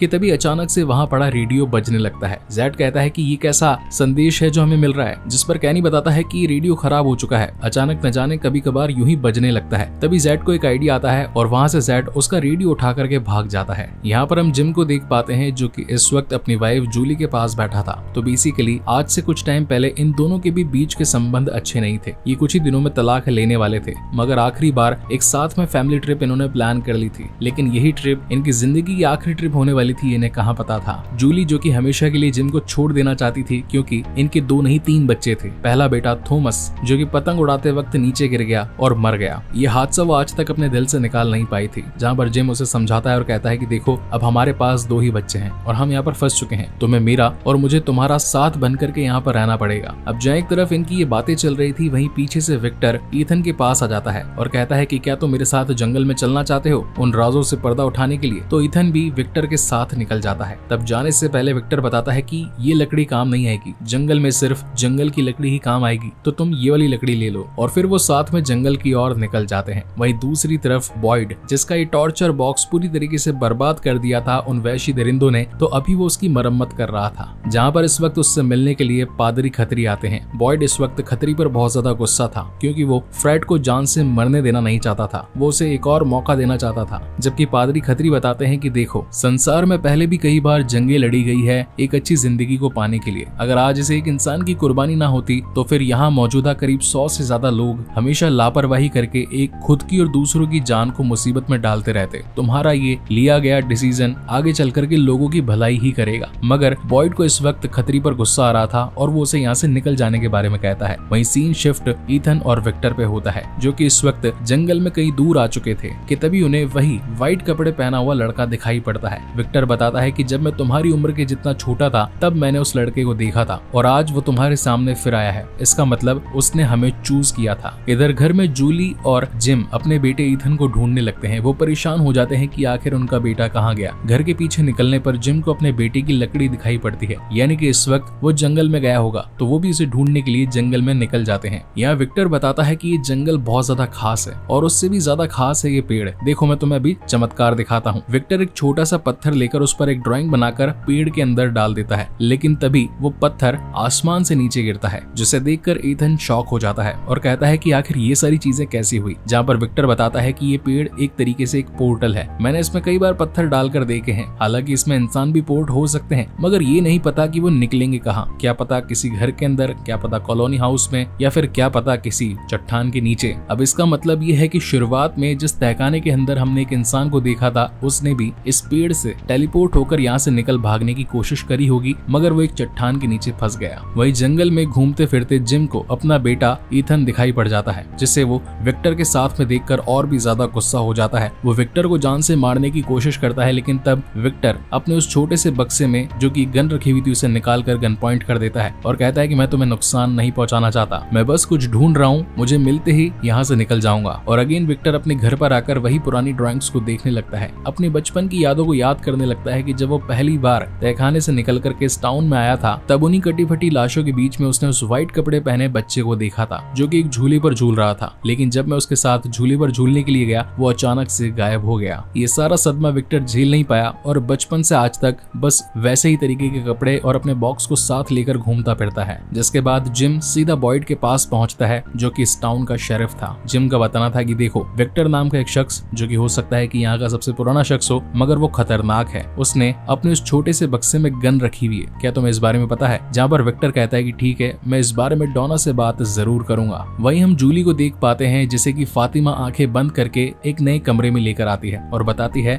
कि आज से इस कॉलोनी हाउस में यही तुम्हारा कमरा रहेगा, क्योंकि यहाँ पर मैं और एलिस भी रहते हैं, अब तुम बाकी का टाइम हमारे साथ स्पेंड कर सकती हो। इसी के साथ एलिस ने जूली के लिए एक बहुत ही अच्छी पेंटिंग भी बनाई थी। यहाँ पर जूली आकर बहुत खुश थी, ऐसा लग रहा था कि मानो जूली को एक नया घर मिल गया हो। वहीं बॉयड जो कि काफी दिनों से परेशान चल रहा था, उसे मैथ्यू फैमिली से बातचीत तो करनी थी, इसलिए वो आज तैयार होकर सीधा डाइनर के अंदर मैथ्यू फैमिली से मीटिंग करने के लिए पहुंच जाता है और कहता है कि देखिए यहाँ पर कुछ दिनों से अजीब अजीब सी घटनाएं चल रही है। पिछले 3 महीनों से हालांकि कोई कत्लेआम नहीं हुआ था, मगर अचानक से 6 लोगों की डेथ। ये मामला थोड़ा सा संगीन है। क्या आप बता सकते हैं कि उस दिन हुआ क्या था? जहाँ पर जिम बताना शुरू करता है कि हम तो बस रास्ते से जा रहे थे, अचानक से हमने गिरा पड़ा पेड़ देखा। हमने सोचा कि पीछे के रास्ते से निकलकर हम मेन रोड तक पहुंच जाएंगे, मगर अचानक से कुछ शराबी अपनी कार को बहकाते हुए हमारे बीच में आ गए। कहीं एक्सीडेंट ना हो जाए इसलिए मैंने जैसे ही मोड़ लिया कि तभी हमारा ट्रेलर नीचे गिर पड़ा। इसी वक्त इन्हें खाना सर्व करने के लिए सैरा आती है और ईथन को अच्छा खाना खिलाकर उसे प्यार करती है, मगर जब वो अकेले किचन में पहुंचती है तो उसके हाथ पर मानो उन वैशी दरिंदों ने लिख दिया था किल दिस बॉय। अब यहाँ पर सैरा को वो काम करना ही था, मगर वो इस मासूम बच्चे को मारना नहीं चाहती थी। तभी अचानक से हम देखते हैं कि सैरा फड़फड़ाने लगती है। ऐसा लगता है मानो उसे मिर्गी का दौरा पड़ गया। हर कोई उसे देखने के लिए, संभालने के लिए आ जाता है। वहीं एपिसोड के एंडिंग में हम देख पाते हैं कि इस वक्त विक्टर पागलों की तरह कॉलोनी हाउस के पास में कब्रें खोदने लगता है, जिसे देखकर हर कोई डर चुका था। और इसी के साथ ही एपिसोड यहीं पर खत्म होता है। अब आखिर विक्टर ने इतनी सारी कब्रें क्यों खोद दी? आखिर कौन सी ऐसी एंटिटी है जो कि सैरा के हाथ पर अपने नेक्स्ट टारगेट का नाम लिख देती है? और क्या जूली, जो कि इन दोस्तों को अपना दोस्त समझ रही है, क्या वो सचमुच उसके दोस्त हैं? इन सभी राजों से पर्दा तो इनके नेक्स्ट एपिसोड में ही उठेगा, जिसे हम जल्द ही आपके लिए लेकर के आएंगे। सो तब तक के लिए keep watching and stay safe. Thank you so much guys for watching this video. मिलते हैं अगले वीडियो में। फ्रॉम सीजन 1 एपिसोड 5, जिसकी शुरुआत में हम देख पाते हैं कि मैथ्यू फैमिली डाइनर में इस वक्त बैठ करके लंच कर रही थी और तभी सारा के हाथ में एक अननोन मैसेज आता है किल द बॉय। जिसके बाद सीन शिफ्ट होता है उसी के भाई नेथन के जानवरों के बाड़े में, जहाँ पर वो अपने गाय, बकरी, भैंस, भेड़ों को चरा रहा था कि तभी उसके पास एक मैसेज आता है कि तुम्हारी बहन अचानक से एक मिर्गी के दौरे की वजह से डाइनर के अंदर बेहोश हो गई। तो वो अपनी बहन को देखने के लिए अब सीधा क्लिनिक भाग जाता है। जिसके बाद सीन डायरेक्टली यहाँ क्लिनिक में शिफ्ट होता है, जहाँ पर क्रिस्टी सारा के साथ बैठ करके बातचीत कर रही थी और पूछ रही थी कि आखिर तुम्हें कितने दिनों से हो रहा है? क्या ये मिर्गी की बीमारी तुम्हें कई सालों से है या फिर हाल ही में इसके कुछ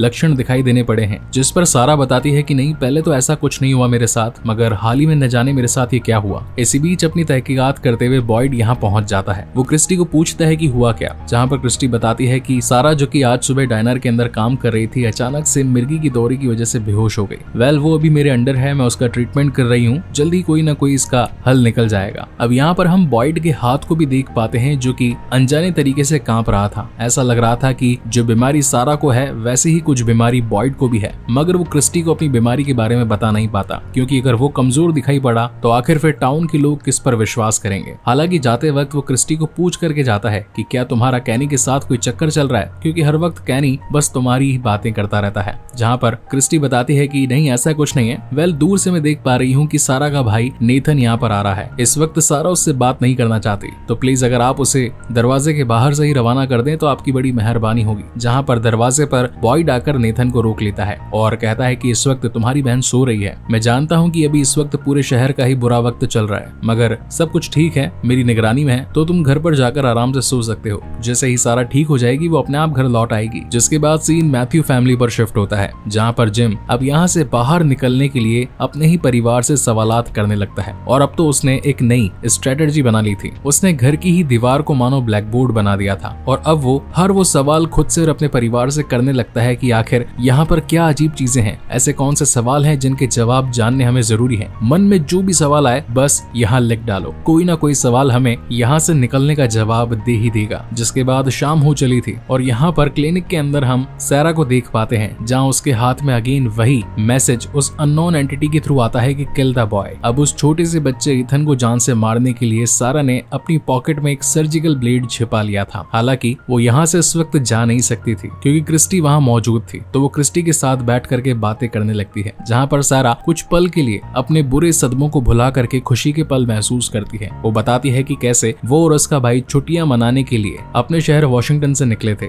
मगर अचानक से उनकी कार के सामने एक पेड़ गिरा पड़ा मिला और वो भी यूं ही घूमते घुमाते इस घोस्ट टाउन में आ पहुंचे। जिस पर क्रिस्टी भी बताती है कि हाँ, मेरे साथ भी कुछ ऐसा ही हुआ था, मगर खैर अब हम इस जर्नी का पार्ट बन चुके हैं। इन लोगों ने खुद ने हमें चूज करके यहाँ पर बुलाया है, न जाने हम यहाँ से कैसे निकलेंगे, मगर कोई ना कोई रास्ता तो जरूर होगा। तब अचानक से सारा बोलने लगती है कि मुझे कुछ सपने आते हैं, जहाँ पर यही घोस्ट यानी कि ये अननोन एंटिटीज आकर मुझे बताती है कि एक बड़ा टुकड़ा कांच का चूर कर बिखर जाएगा, हर जगह खून फैल जाएगा, कुछ चुनिंदा मौतें करनी होगी और फिर स्वर्ग का रास्ता खुल जाएगा। क्रिस्टी को उसके द्वारा की गई कोई भी बात समझ नहीं आती, इसलिए ये दोनों ही सो जाते हैं। वही नेक्स्ट मॉर्निंग हम जिम को देख पाते हैं जो कि अपनी वाइफ टबीता के साथ बात कर रहा था और पूछता है कि आखिर तुम्हारे मन में यहाँ से निकलने के लिए कौन से सवाल आते हैं या फिर उन मॉन्स्टर से कैसे बचा जाए। जहाँ पर टबीता कहती है कि आज तक जितने भी लोग बचे हैं उन्हें सिर्फ इस तिलिस्मी पत्थर ने ही बचाया है। अगर हम इस तिलिस्मी पत्थर के साथ यहाँ से बाहर निकलने की कोशिश करें तो क्या निकल पाएंगे। जहाँ पर जिम कहता है कि हाँ ये एक अच्छा सवाल है, इसे दीवार पर लिख दो। वहीं सीन क्लिनिक में शिफ्ट होता है जहाँ पर हम सैरा और क्रिस्टी को देख पाते हैं। इस वक्त सैरा ठीक हो चुकी थी इसलिए वो यहाँ से जाने वाली थी कि तभी उसका भाई नीथन उसे मिल जाता है और वो पूछता भी है कि आखिर तुम्हारे साथ क्या हुआ था, क्या तुम्हें वही मैसेजेस बार बार आ रहे हैं, अब किसका नंबर है। यानी कि नीथन भी इस बात को जानता था कि जब भी सारा के पास कोई मैसेज आता है तो उसे उनका कत्ल करना पड़ता है, मगर इसके पीछे का रीजन क्या है वो तो मैं आपको आगे एक्सप्लेन करूंगा ही। मीनवाइल सीन कॉलोनी हाउस पर शिफ्ट होता है जहाँ इस वक्त जूली बहुत ज्यादा खुश थी क्योंकि उसे अपने नए दोस्त जो मिल चुके थे। इस वक्त फातिमा बताती है कि हम लोग मस्ती करने के लिए इसी टाउन में बने एक छोटे से रिवर पर जा रहे हैं, अगर तुम हमारे साथ आना चाहो तो चल सकती हो। मगर जूली पहले मना करती है मगर बाद में इनके साथ जाने के लिए तैयार हो जाती है। वहीं पर हम जेड को देख पाते हैं जो कि इस वक्त उस पुलिस स्टेशन से चुराए खराब रेडियो के साथ कुछ एक्सपेरिमेंट करना चाहता था कि तभी उसकी नजर हीना पर पड़ती है। हीना उसे सेक्सी निगाहों से देखती है तो जेड भी अपने आप को रोक नहीं पाता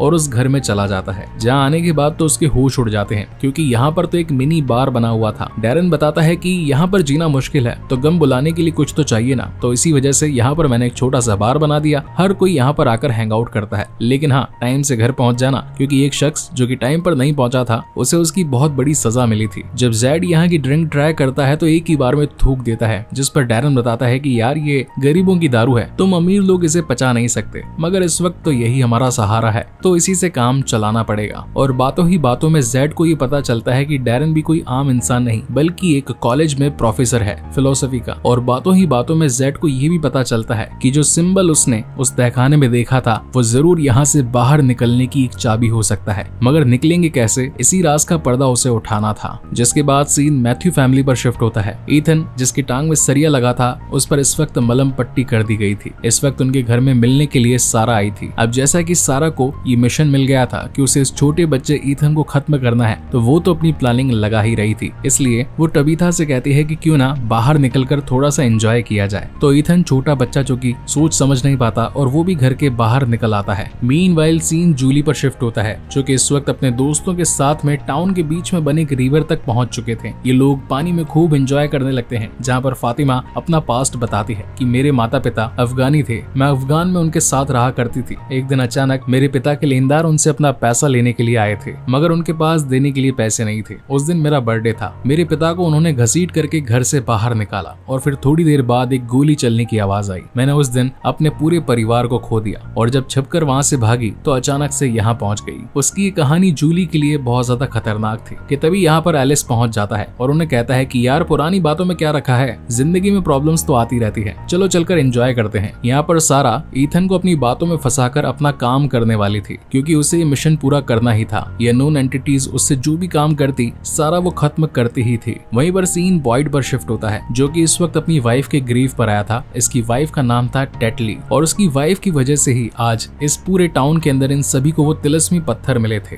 बॉयड यहाँ पर आकर हैरान था और कहता है कि आखिर मैं यहाँ से निकलूं कैसे। एक वक्त था जब हम यहाँ पर सिर्फ इन मॉन्स्टर से जान बचाने के लिए इधर से उधर भागा करते थे, मगर तुम्हारी वजह से हमें वो पत्थर मिला और हमने कम से कम घर के अंदर रह करके उनसे छिपने का जरिया तो ढूंढ लिया था, मगर अब आगे यहाँ से निकले कैसे, ये भी एक बहुत बड़ी चुनौती है। मुझे कोई तो रास्ता बताओ, कोई तो जरिया दो जिससे मैं अपनी और यहाँ पर मौजूदा लोगों की हेल्प कर सकूं। मीनवाइल सीन नेथन पर शिफ्ट होता है जो कि इस वक्त खतरी से मिलने के लिए आया था। वो पूछता है कि फादर क्या हमें वो काम करना चाहिए जो कि हमें मालूम है कि वो बुरा है, मगर उस बुरे काम को कर देने के बाद में हमारे साथ कुछ अच्छा होगा। जहाँ पर फादर भी बताते हैं कि कई मायनों में ये सही भी है मगर कई मायनों में ये गलत भी है, क्योंकि चाहे कोई देख रहा हो या ना रहा हो, भगवान की नजर तो हमेशा हमारे ऊपर होती ही है, इसीलिए कोशिश यही करनी चाहिए कि बुरा काम कभी ना करें। मीनवाइल सीन सारा पर शिफ्ट होता है जो कि टबीता को अपनी बातों में बहला फुसला कर अपने जानवरों के बारे में ले आती है और बताती है कि ये घोस्ट टाउन काफी ज्यादा पुराना है। इनफैक्ट हमारा वाला घर तो सबसे ज्यादा पुराना है, क्या तुम देखना चाहोगी कि यहाँ पर कौन कौन सी पुरानी चीजें मौजूद है। तो टबीता उसकी बातों में आकर उस बाड़े के अंदर चली जाती है और चालाक सारा उसका दरवाजा बंद कर देती है और फिर अपने हाथ में सर्जिकल ब्लेड लेकर के सीधा नेथन के पास जाकर उसे जान से मारने वाली थी कि इसी बीच यहाँ पर ईथन पहुंच जाता है और अपनी बहन को ऐसा करने से रोकता है कि तभी वहाँ पर फादर खतरी भी पहुंच जाते हैं। इनके बीच में झड़प बढ़ जाती है। सारा जो कि ईथन को मारना चाहती थी, गलती से उसकी सर्जिकल ब्लेड अपने ही भाई नेथन पर चल जाती है और उसका भाई जान से मारा जाता है कि तभी ईथन वहाँ से अपनी जान बचाकर भागता है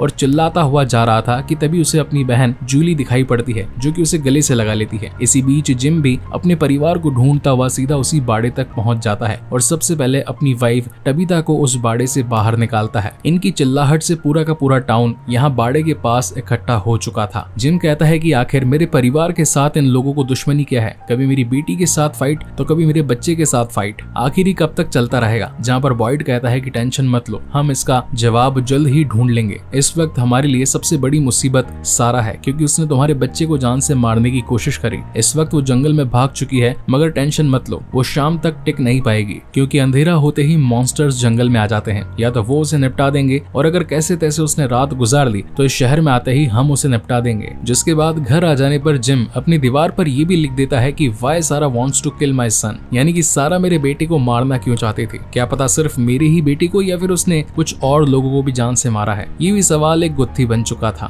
एपिसोड की एंडिंग में हम देख पाते हैं कि इस वक्त शेरिफ बॉयड डाइनर में आकर क्रिस्टी से बात करता है और बताता है कि सैरा ने आज मैथ्यू फैमिली के छोटे बच्चे ईथन पर हमला किया, उसे चाकू से काटने की कोशिश करी। वो सर्जिकल नाइफ तुम्हारे क्लिनिक का था। जिस पर क्रिस्टी बताती है कि हाँ, मैंने उसे कल अपने टूल्स के पास खड़े हुए तो देखा था, मगर उसने वो कब चुराया ये मुझे भनक तक नहीं लगी। जहाँ पर बॉयड कहता है कि अब मैं एक ऐसे रास्ते पर निकलने वाला हूँ, या तो शायद उस रास्ते पर मेरी जान चली जाएगी और या फिर मैं उस रास्ते पर जाकर तुम सभी को जान से बचा लूंगा। और इसी के साथ ये 5th एपिसोड यहीं पर खत्म होता है। अब क्या बॉयड जिस रास्ते की बात कर रहा था वहां पर जाने से बच पाएगा, और या फिर क्या मैथ्यू फैमिली इस राज का पर्दा उठा पाएगी कि आखिर सैरा उनके बच्चे को क्यों मारना चाहती थी, और क्या जेड उस फिलोसोफर साथ ही पुराने पड़े रेडियो के साथ में कुछ कारनामे करके यहाँ से कुछ सिग्नल्स भेज पाएगा। इन सभी का पता तो आपको नेक्स्ट एपिसोड में ही चलेगा। सो तब तक के लिए keep watching and stay safe. Thank you so much guys for watching this video. मिलते हैं अगले वीडियो में।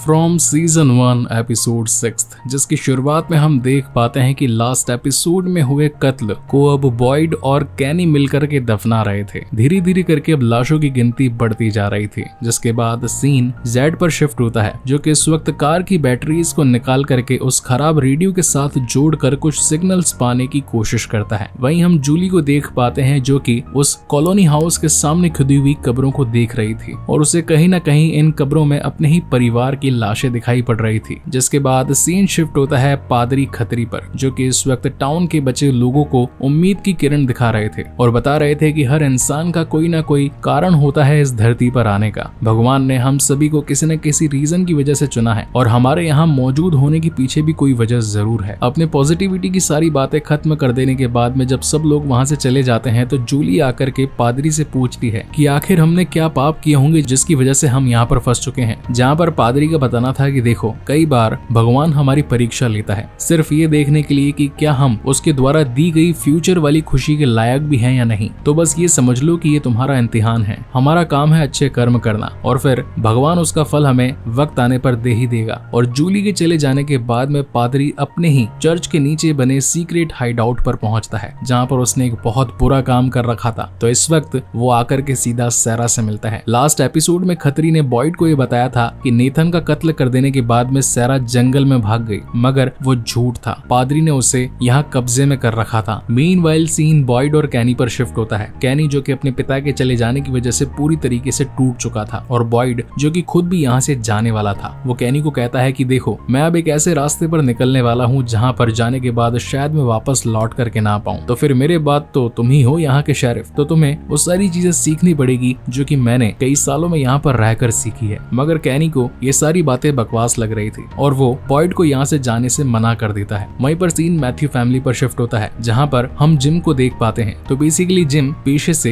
एक इंजीनियर था। उसका काम था थीम पार्क को डिजाइन करना और अब जब वो यहाँ के तारों को चेक करने लगता है, यहाँ के प्लग्स को चेक करने लगता है, स्विचेस को देखने लगता है, तो उसे मालूम चलता है कि सब कुछ तो नकली है। तो आखिर नकली होने के बावजूद बिना इलेक्ट्रिसिटी के इस सारे बल्ब्स और ट्यूबलाइट्स चल कैसे रहे हैं। इसी बीच यहाँ पर जेड भी पहुंच जाता है, जो कि बताता है कि मैं पेशे से से एक सॉफ्टवेयर इंजीनियर हूँ और अब तो तुम्हें भी ये बात मालूम चल चुकी है कि ये सारे तार, सारे स्विचेस, सारे केबल्स वगैरह नकली हैं। यानी कि इस टाउन को जानबूझकर ऐसा बनाया गया है ताकि सिर्फ हमें ही इलेक्ट्रिसिटी मिल सके। अगर यहाँ पर इलेक्ट्रिसिटी है तो जरूर सिग्नल भी यहाँ से बाहर जा सकते होंगे, तो हमें इसका पता लगाना होगा। जिसके बाद सीन यहाँ पादरी पर शिफ्ट होता है जिसने सारा को कैद करके रखा था। वो उससे पूछता भी है कि आखिर तुम ये बच्चों के कत्लेआम क्यों कर रही थी, और मैं ये बात भी जानता हूँ कि उस दिन क्लिनिक का दरवाजा तुम्ही ने ही खुला छोड़ा था। जहाँ पर सारा बोलना स्टार्ट करती है कि देखो वो जो अननोन एंटिटीज हैं वो सिर्फ शिकार करना जानती है, वो कभी हमारे पीछे भागते नहीं है, सिर्फ चलते हुए आते हैं क्योंकि उन्हें ये बात मालूम है कि हम कहीं दूर जा नहीं सकते। उन्होंने मुझे जरिया बनाया और कुछ काम करने के लिए कहे और फिर ये वादा किया कि अगर मैं उनका ये काम पूरा कर दूं तो फिर सभी लोग यहाँ से जा सकते हैं। इसीलिए मैंने उनके द्वारा दिए गए टास्क यानी कि उस बच्चे को मारने का काम किया। इसमें मेरी कोई गलती नहीं। अगर तुम भी मेरे साथ मिल जाओ तो हम मिलकर के यहाँ से बाहर निकलने का रास्ता ढूंढ सकते हैं। वहीं सीन जिम पर शिफ्ट होता है जो कि जेड के साथ उसकी कार में से उसकी बैटरीज और कुछ केबल्स निकालने लगता है क्योंकि उनका मानना था कि अगर अच्छी क्वालिटी की केबल मिल जाए तो फिर सिग्नल भेजने में आसानी रहेगी। वहीं दूसरी तरफ सीन शिफ्ट होता है डाइनर में, जहाँ इस वक्त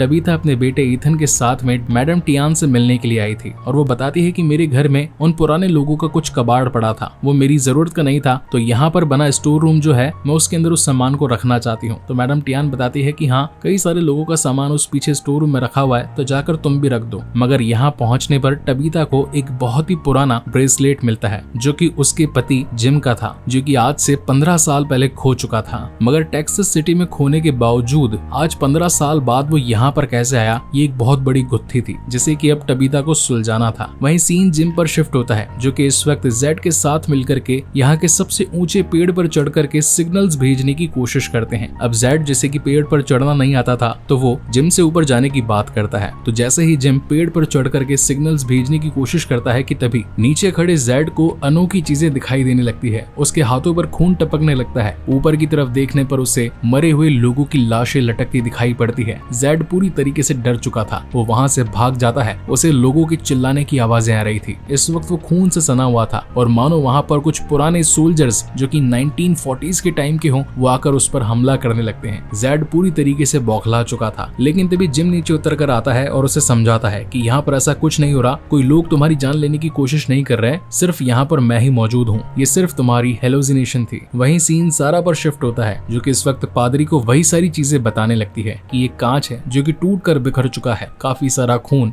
फैलने वाला है, बहुत सारी मौतें होने वाली है, एक दर्दनाक मंजर आएगा, वो शैतानी आत्माएं मुझसे कुछ बुरा काम करवाना चाहती है। जहाँ पर पादरी कहता है कि ठीक है, हाथ में पेंसिल पकड़ो, तुम्हारे पास में कागज दे रहा हूँ, जो भी वो आत्माएं तुमसे कह रही है बस इस पर लिख डालो। जिसके बाद वो आत्माएं सारा के शरीर में आकर उसे पेपर पर कुछ लिख करके देती है और अब पादरी इस गुत्थी को सुलझाने के लिए निकल पड़ता है। वहीं पर सीन जिम पर शिफ्ट होता है जो कि इस वक्त पेड़ से आए कुछ सिग्नल्स को ट्रैक करने की कोशिश करता है। अब उसे ये तो मालूम चल गया था कि रेडियो काम करता है, मगर इस वक्त इसके सिग्नल्स कमजोर हैं, इसे किसी और ऊंची जगह पर एस्टैब्लिश करना पड़ेगा ताकि और अच्छे तरीके से ये सिग्नल्स कैच कर पाए। वहीं जेड जो कि वहां से भाग चुका था वो आकर डाइनर में बैठ जाता है और मैडम टियान उसे खाना सर्व करती है। और अब जैसा कि टाउन सेरेमनी के अंदर जेड ने भी पत्थर चुना था तो उसे अब किसी के घर में रहना जरूरी था, तो मैडम टियान उसे अपने घर में रहने के लिए बोलती है। इस वक्त जेड वही चिन्ह बना रहा था जो कि उसे उस तहखाने में दिखा था। मैडम टियान उसे कहती है कि यही चिन्ह तो मैंने अपने स्टोर रूम में पढ़ी किताब में भी देखा था, चलो आकर तुम्हें दिखाती हूँ। जिसके बाद वो जेड को अपने उस स्टोर रूम में ले जाती है और कई कुछ सामान चेकआउट करने पर उसे वो किताब में मिल जाती है जहाँ पर किसी और शख्स ने भी सेम ऐसे ही चिन्ह बना रखे थे, यानी कि ये चिन्ह एक तरीके से एक चाबी था यहाँ से निकलने के लिए। वहीं सीन बॉयड पर शिफ्ट होता है जो कि इस वक्त अपने कुछ कपड़े संभाल रहा था क्योंकि उसे लग रहा था कि कैनी की हालत बहुत ज्यादा खराब है, उसे जाकर उससे बातचीत करनी चाहिए। तो वो सीधा कैनी के पास पहुंच जाता है जो कि इस वक्त उस काटे गए पेड़ की लकड़ियों को काट काट कर ठीक से शेप देकर शतरंज की गोटियां बना रहा था। एक तरीके से देखा जाए तो बॉयड के पास उसका बेटा नहीं था, वहीं कैनी के पास उसका बाप नहीं था, तो ये दोनों ही टाइम पास करने के लिए साथ में खेल खेलने का डिसाइड करते हैं। मीनवाइल जिम जब अपने घर पर पहुंचता है तो सोचता है कि आखिर इस घर में बिजली आ कहां से रही है, जरा तारों की कनेक्टिविटी तो चेक करूं। तो वो अपने पास की दीवार को तोड़ता है तो उसे नीचे बेसमेंट का रास्ता मिलता है। नीचे बेसमेंट में जाने पर उसे वो तार जमीन के नीचे जाते हुए दिखाई पड़ते हैं, जहाँ पर वो अपनी वाइफ टबीता को कहता है कि अगर हम जमीन को खोद करके इन तारों की कनेक्टिविटी का पता लगा पाए तो ये मालूम चल जाएगा कि यहाँ पर बिजली आती कहाँ से है, और अगर शायद उस जगह का मालूम चल जाए तो क्या पता हम भी बाहर निकल पाए। तो इसलिए ये लोग बेसमेंट बेसमेंट में खुदाई करना स्टार्ट कर देते हैं। मीनवाइल हम फादर खत्री को देख पाते हैं जो कि उस पेपर में बनी हुई डिजाइन के थ्रू एक जगह पर खुदाई करने के लिए पहुंचता है और उसे वहां पर अपने ही द्वारा छिपाए गए 10 साल पहले के कुछ सबूत मिलते हैं। तो बेसिकली फादर खत्री जो कि पादरी बनने से पहले शहर में गुंडागर्दी का काम किया करते थे और जब से इस घोस्ट टाउन में आए तब से उन्होंने एक पादरी का काम शुरू कर दिया और वो हैरान था इन सभी चीजों को देखकर, क्योंकि ये सारी चीजें उसने तब छुपाई थी जब उसके आसपास कोई भी नहीं था। हो सकता है कि शायद आत्माओं ने उसे देख लिया हो और आज उन्हीं आत्माओं ने सारा के शरीर में घुस करके पादरी की पुरानी यादें लौटा दी थी। यानी कि अगर सचमुच उन आत्माओं की बात मानी जाए तो यहाँ से बाहर निकला जा सकता था। मीनवाइल हम बॉयड को देख पाते हैं जो कि कैनी के साथ मिलकर के बॉलिंग बॉल खेल रहा था, मगर जैसा कि हमने इसके सेकंड एपिसोड में देखा था कि बॉयड भी अपने एक हाथ की बीमारी से परेशान था। कभी कभार उसका हाथ यूं ही दूजने लगता था, इसी वजह से वो कैनी के साथ बॉलिंग बॉल नहीं खेल पाता। वहीं एपिसोड की एंडिंग में हम ये देख पाते हैं कि कॉलोनी हाउस के अंदर एक शख्स जो कि हर बार शाम होने से पहले एक छोटा सा फूल का गुलदस्ता दीवार पर रख दिया करता था और रात को एक मॉन्स्टर उससे मिलने के लिए आती थी उसी गुलदस्ते को लेकर। वो हर बार उसे कहती थी कि प्लीज मुझे अंदर तो बुला लो, मैं तुमसे इतना प्यार करती हूँ, क्या तुम हमारे प्यार को मुकम्मल नहीं करोगे। और इसी तगड़े सस्पेंस के साथ ये शानदार एपिसोड यहीं पर खत्म होता है। तो क्या ये मॉन्स्टर घर में आकर के उस प्यार करने वाले आशिक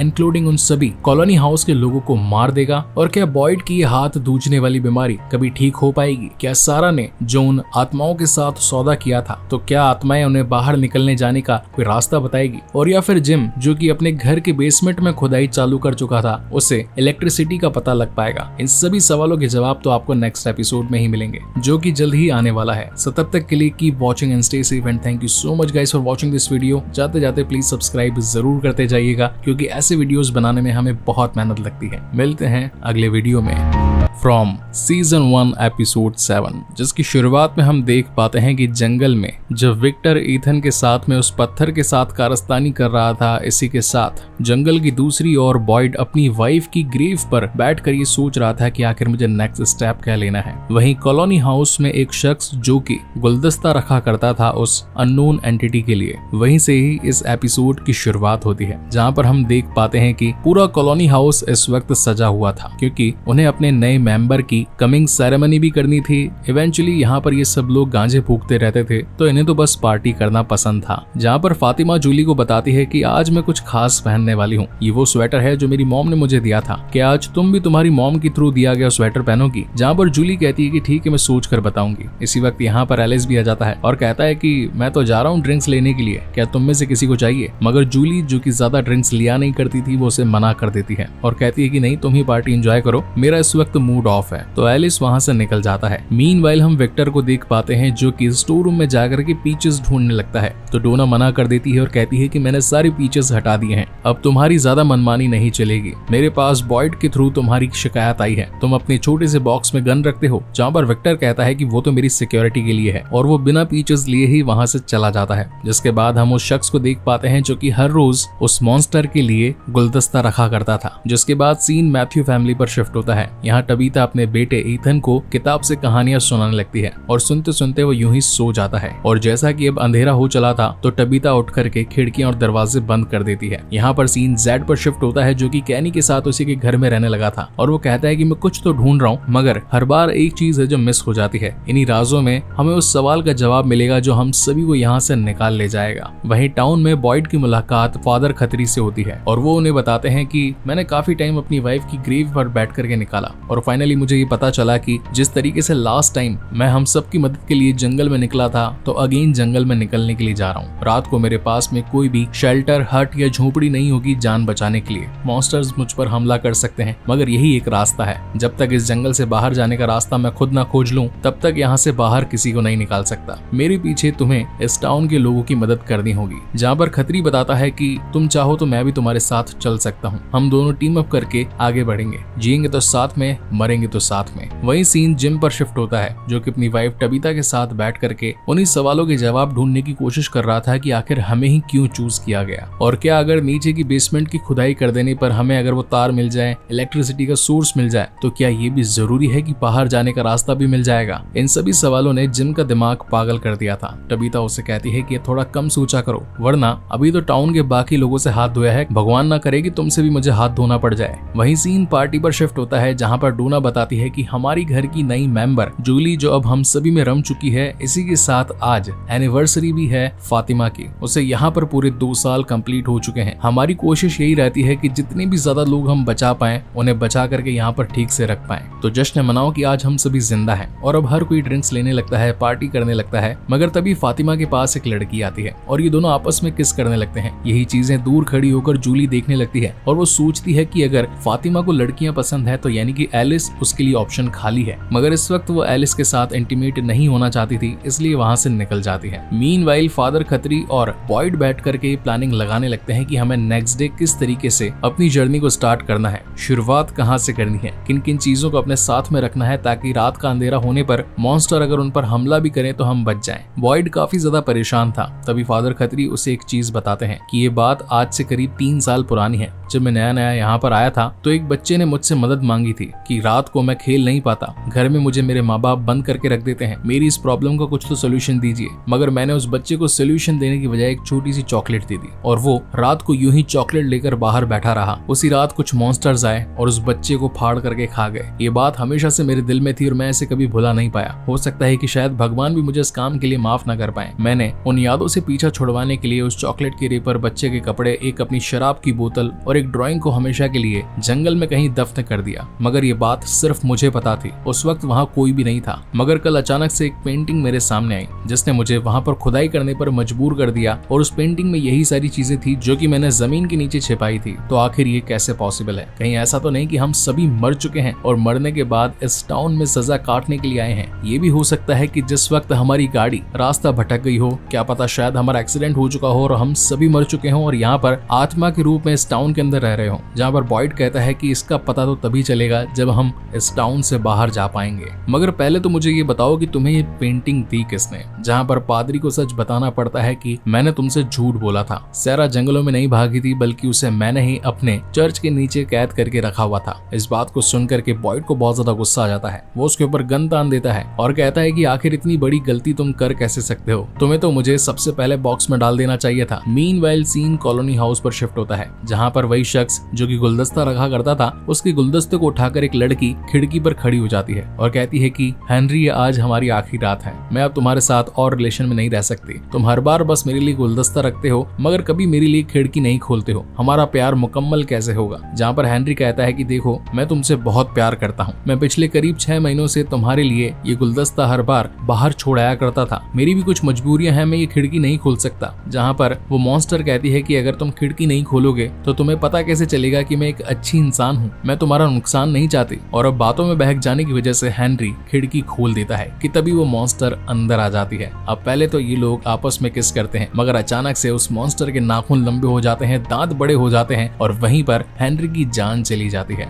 यहाँ पर हम जिम को देखते हैं जो कि अपने बेसमेंट की खुदाई के अंदर लगा पड़ा था। उसने अभी तक बहुत बड़ा गड्ढा खोद दिया था जहाँ पर उसकी वाइफ टबिथा भी उसकी मदद करने लगती है। ये लोग खोदते खोदते बहुत ज्यादा थक चुके थे। जहाँ पर जिम कहता है कि हमें थोड़ा आराम करने की जरूरत है और वैसे भी काफी टाइम से हम करीब नहीं आए हैं, तो क्यों ना आज रात को थोड़ा करीब आया जाए। वहीं पर सीन उन मॉन्स्टर्स पर शिफ्ट होता है जिसने की खिड़कियां खोल दी थी और ढेर सारे मॉन्स्टर इनके कॉलोनी हाउस में आने वाले थे। मीनवाइल हम विक्टर को देख पाते हैं जो कि अपने कमरे के अंदर उन्हीं पुरानी पेंटिंग्स को देख रहा था कि तभी वहां पर जूली पहुंच जाती है और कहती है कि देखो, मुझे गलत मत समझना, वैसे तो तुम मुझे पसंद नहीं हो मगर इस वक्त कॉलोनी हाउस का कोई भी कमरा खाली नहीं है। हर कोई अपने इंटीमेसी में, हर कोई अपने ड्रिंक्स एंड अल्कोहल के अंदर मशगूल पड़ा है। सिर्फ तुम्हारा ही कमरा ऐसा था जो कि खाली था, तो मैंने सोचा कि कुछ देर यहाँ पर आराम से बैठ करके टाइम स्पेंड कर लूं। लेकिन वैसे तुम कर क्या रहे हो? कहीं जाने की कोशिश में हो क्या? जहाँ पर विक्टर बताता है कि बहुत बड़ा खतरा आने वाला है, मैं तो यहाँ से भाग रहा हूँ। अगर तुम अपनी जान बचाना चाहो तो तुम भी यहाँ से निकल चलो। वही सीन जेड पर शिफ्ट होता है जो कि स्टोर रूम से मिली बुक को पढ़ने लगता है। तो उसे कुछ पन्ने जुड़े हुए मिलते हैं। उन पन्नों को खोलकर देखने पर उसे एक पिक्चर दिखाई पड़ती है जहाँ पर टियान आकर बताती है कि ये तो विक्टर है। हालांकि ये शख्स खड़ा हुआ विक्टर नहीं था। इस फोटो के पीछे कार के पास जो शख्स निकल रहा था वही छोटा सा बच्चा विक्टर था। अब ये फोटो किसने ली और फिर इसे छिपाई किसने, ये भी एक बहुत बड़ा राज था। इसी बीच हम कॉलोनी हाउस को देख पाते हैं जहाँ पर सारे के सारे मॉन्स्टर्स अब इस घर में घुस चुके थे और वो एक एक करके सभी का शिकार करने लगते हैं। किसी का जबड़ा फाड़ देते हैं, किसी का माथा तोड़ देते हैं, किसी का पेट फाड़ देते हैं, तो किसी की आंखें ही नोच लेते हैं। कॉपीराइट के चक्कर में ये सारे सीन्स मुझे काटने पड़ेंगे मगर ये वाला पूरा का पूरा एपिसोड काफी ज्यादा ब्रूटल था। यहाँ से हर कोई अपनी जान बचाकर भागने में लगा था। इसी बीच विक्टर अपनी खिड़की से रस्सी निकाल करके जूली को भी नीचे उतार देता है। अब ये लोग वैसे तो शहर की तरफ तरफ भागने वाले थे, मगर विक्टर कहता है कि वहां पर जाना सेफ नहीं है, मेरे साथ जंगल में चलो। और जूली उसकी बात मानकर जंगल की ओर निकल जाती है। मीनवाइल घर के अंदर एलिस था और वो अपनी जान बचाने के लिए खिड़की से कूद जाता है, मगर इस कूदने की वजह से उसकी टांग टूट जाती है। अब हड्डी टूट जाने की वजह से वो आगे भाग नहीं सकता था कि तभी फातिमा वहां उसकी मदद करने के लिए पहुंच जाती है। वो उसे एक चार दीवारी में बंद करके उस पत्थर को वहां टांग देती है। अब मॉन्स्टर्स आकर बाहर बस घूमने लगते हैं, ना तो उनका दरवाजा तोड़ते हैं और ना ही अंदर आकर के शिकार करने की उनकी हिम्मत थी, क्योंकि ये तिलिस्मी पत्थर फातिमा और एलिस की जान बचा रहा था। जिसके बाद तो उन्होंने बाहर मौजूदा लोगों को जान से मारना शुरू कर दिया था।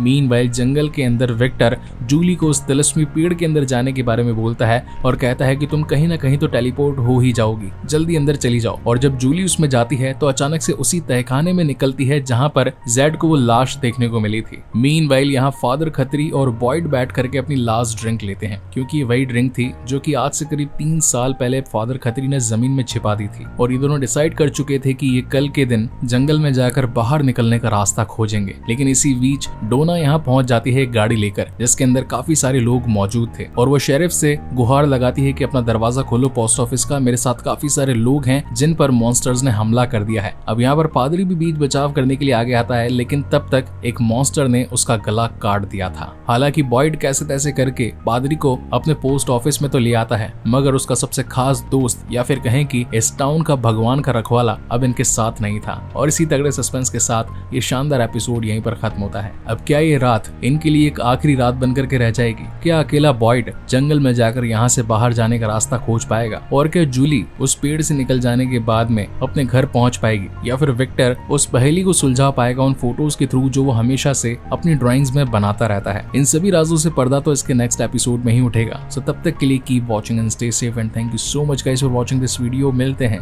अगले वीडियो में। फ्रॉम सीजन 1 एपिसोड 8 अब तक की एपिसोड्स में हमने ये देखा कि किस तरीके से ये मैथ्यू फैमिली और काफी सारे लोग जो कि इस अनजाने घोस्ट टाउन के अंदर फंस चुके थे, इवेंचुअली कॉलोनी हाउस में रहने वाले एक शख्स ने वहां का दरवाजा खोल दिया तो मॉन्स्टर ने आकर काफी सारे लोगों को जान से भी मार दिया। जहां पर अपनी जान बचाने के लिए कॉलोनी हाउस के लोगों ने आकर पोस्ट ऑफिस में रात गुजारने का डिसाइड किया। अब जहाँ एक तरफ विक्टर जंगल में भाग चुका था, वहीं पर जूली उस तिलिस्मी पेड़ की मदद से अपने घर वापस लौट आई थी। और यहीं से ही एपिसोड की शुरुआत होती है, जहां पर हम हैरान परेशान हुए बॉयड को देख पाते हैं, जिसने काफी सारे घरों, क्लिनिक और इस टाउन के अंदर होती हुई तबाही को देखा, जहां पर काफी सारे लोग जान से मारे गए थे। इस वक्त वह आकर कैनी से बातचीत कर रहा था और ये कह रहा था कि अब बस बहुत हुआ, हम यहाँ पर छुप करके जिंदगी भर तो रह नहीं सकते, किसी न किसी दिन तो हमें यहाँ से बाहर निकलना ही पड़ेगा। और कैनी अब वक्त आ चला है तुम्हें मेरी जगह लेने का, क्योंकि मैं भी हर बार यहाँ पर लोगों की सेवा नहीं कर सकता,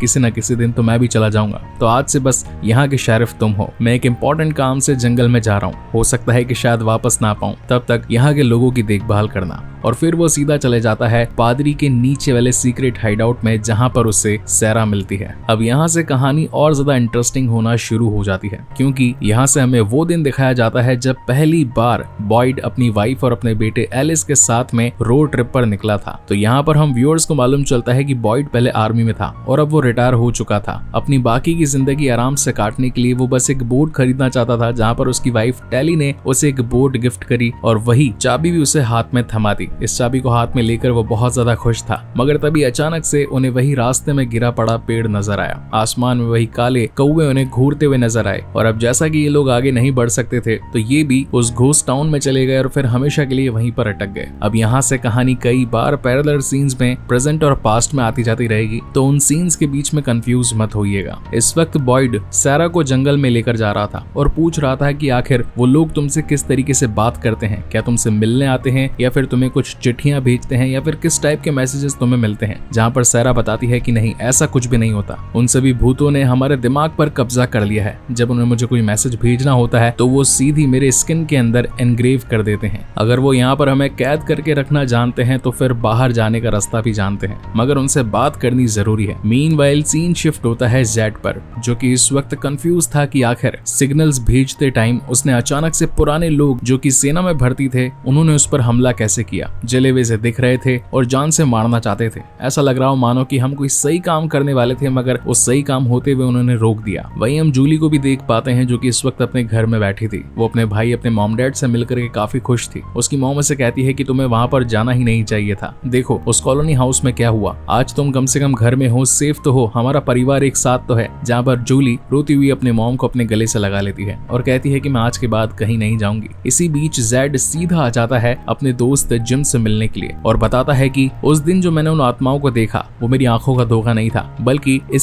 सीक्रेट चिन्ह से जुड़ा हुआ कोई राज था। अगर हम कैसे तैसे हमारे सिग्नल की फ्रीक्वेंसी को बढ़ा दें तो हो सकता है कि इस घोस्ट टाउन से बाहर भी हमारा संदेशा जा सके, मगर उसके लिए हमें यहाँ की सबसे ऊंची मीनार चूज करनी पड़ेगी, जो कि और कोई नहीं वो है कॉलोनी हाउस, जिसकी देखरेख डोना करती है। तो हमें सबसे पहले डोना से परमिशन लेनी पड़ेगी। वहीं अगेन सीन पास्ट में शिफ्ट हो जाता है। यहाँ पर इस वक्त बॉयड की फैमिली इस घोस्ट टाउन में पहुंच चुकी थी। इस वक्त उसकी मुलाकात पादरी से होती है। पादरी कहता है कि शायद तुम मुझे पागल समझो, मगर अब जो मैं तुम्हें बताने वाला हूँ वो तुम्हारा दिमाग हिला सकता है। रात होने वाली है, तुम्हें अभी अभी गाड़ी से उतरकर मेरे साथ छिपना होगा। जहाँ पर बॉयड और उसकी वाइफ गन निकाल लेते हैं। पादरी कहता भी है कि तुम चाहो तो मुझे बाद में जान से मार देना, मगर इस वक्त मेरी बात मानो, गाड़ी से उतरो और यहाँ से छिपने की जगह ढूंढो, वरना सब के सब मारे जाएंगे। बॉयड को उसकी आंखों में विश्वास नजर आ रहा था, इसलिए वो उसके साथ एक सीक्रेट प्लेस पर छिप जाता है। यहाँ पर हम डोना और पुराने कुछ और भी लोगों को देख पाते हैं जिन्होंने जमीन के नीचे एक सीक्रेट हाइड आउट बना रखा था, जो कि उन मॉन्स्टर्स की नजरों से काफी दूर था। ये लोग पूरी रात डर के मारे बस उसी छिपे हुए गड्ढे के अंदर बिताते हैं। वहीं प्रेजेंट टाइम में नेक्स्ट मॉर्निंग सीधा जिम पहुंच जाता है डोना के पास में और बताता है कि हम लोग एक एक्सपेरिमेंट कर रहे हैं। हमने यहाँ से बाहर कुछ सिग्नल्स ट्रांसमिट करने की कोशिश करी और हम उसमें 10% कामयाब भी हुए हैं, मगर 90% कामयाबी पाने के लिए हमें यहाँ की सबसे ऊंची मीनार की जरूरत है, जो कि कॉलोनी हाउस ही है। तो हम तुमसे परमिशन मांगना चाहते हैं कि क्या यहाँ की टॉप फ्लोर की रूफ पर हम अपना एक टावर खड़ा कर सकते हैं ताकि सिग्नल्स वगैरह फॉरवर्ड किए जा सके। तो डोना कहती है कि वैसे तो मुझे तुम्हें रोकने का कोई हक नहीं, क्योंकि ये जगह मैंने खरीदी नहीं है, लेकिन अगर यहाँ से बाहर निकलने का कोई रास्ता है तो मैं तो खुद तुम्हारा साथ देना चाहती हूँ। एंड देन यहाँ से ये लोग टावर बनाने में लग जाते हैं। And then again scene past में शिफ्ट हो जाता है, जहाँ पर सुबह सुबह बॉयड की फैमिली जब ऊपर आकर इस घोस्ट टाउन को देखती है तो जो लोग भी उन मॉन्स्टर्स की चपेट में आए थे उनकी फटी हुई बॉडीज वहां पर मिली थी। ऐसा लग रहा था कि मानो उन सभी वैशी दरिंदों ने इंसानों को फाड़ फाड़ कर खाया हो और मांस का एक टुकड़ा तक मौजूद नहीं था। ऐसा लग रहा था मानो खून तक चूस लिया हो। जिसके बाद ये लोग डाइनर में बैठते हैं। पादरी उन्हें यहाँ की सारी इंफॉर्मेशन देता है कि किस तरीके से हम लोग भी यहाँ पर फंस चुके हैं। रात को मौत का मंजर हमारे सामने घूमता है और हर रोज रात को हमें छिपकर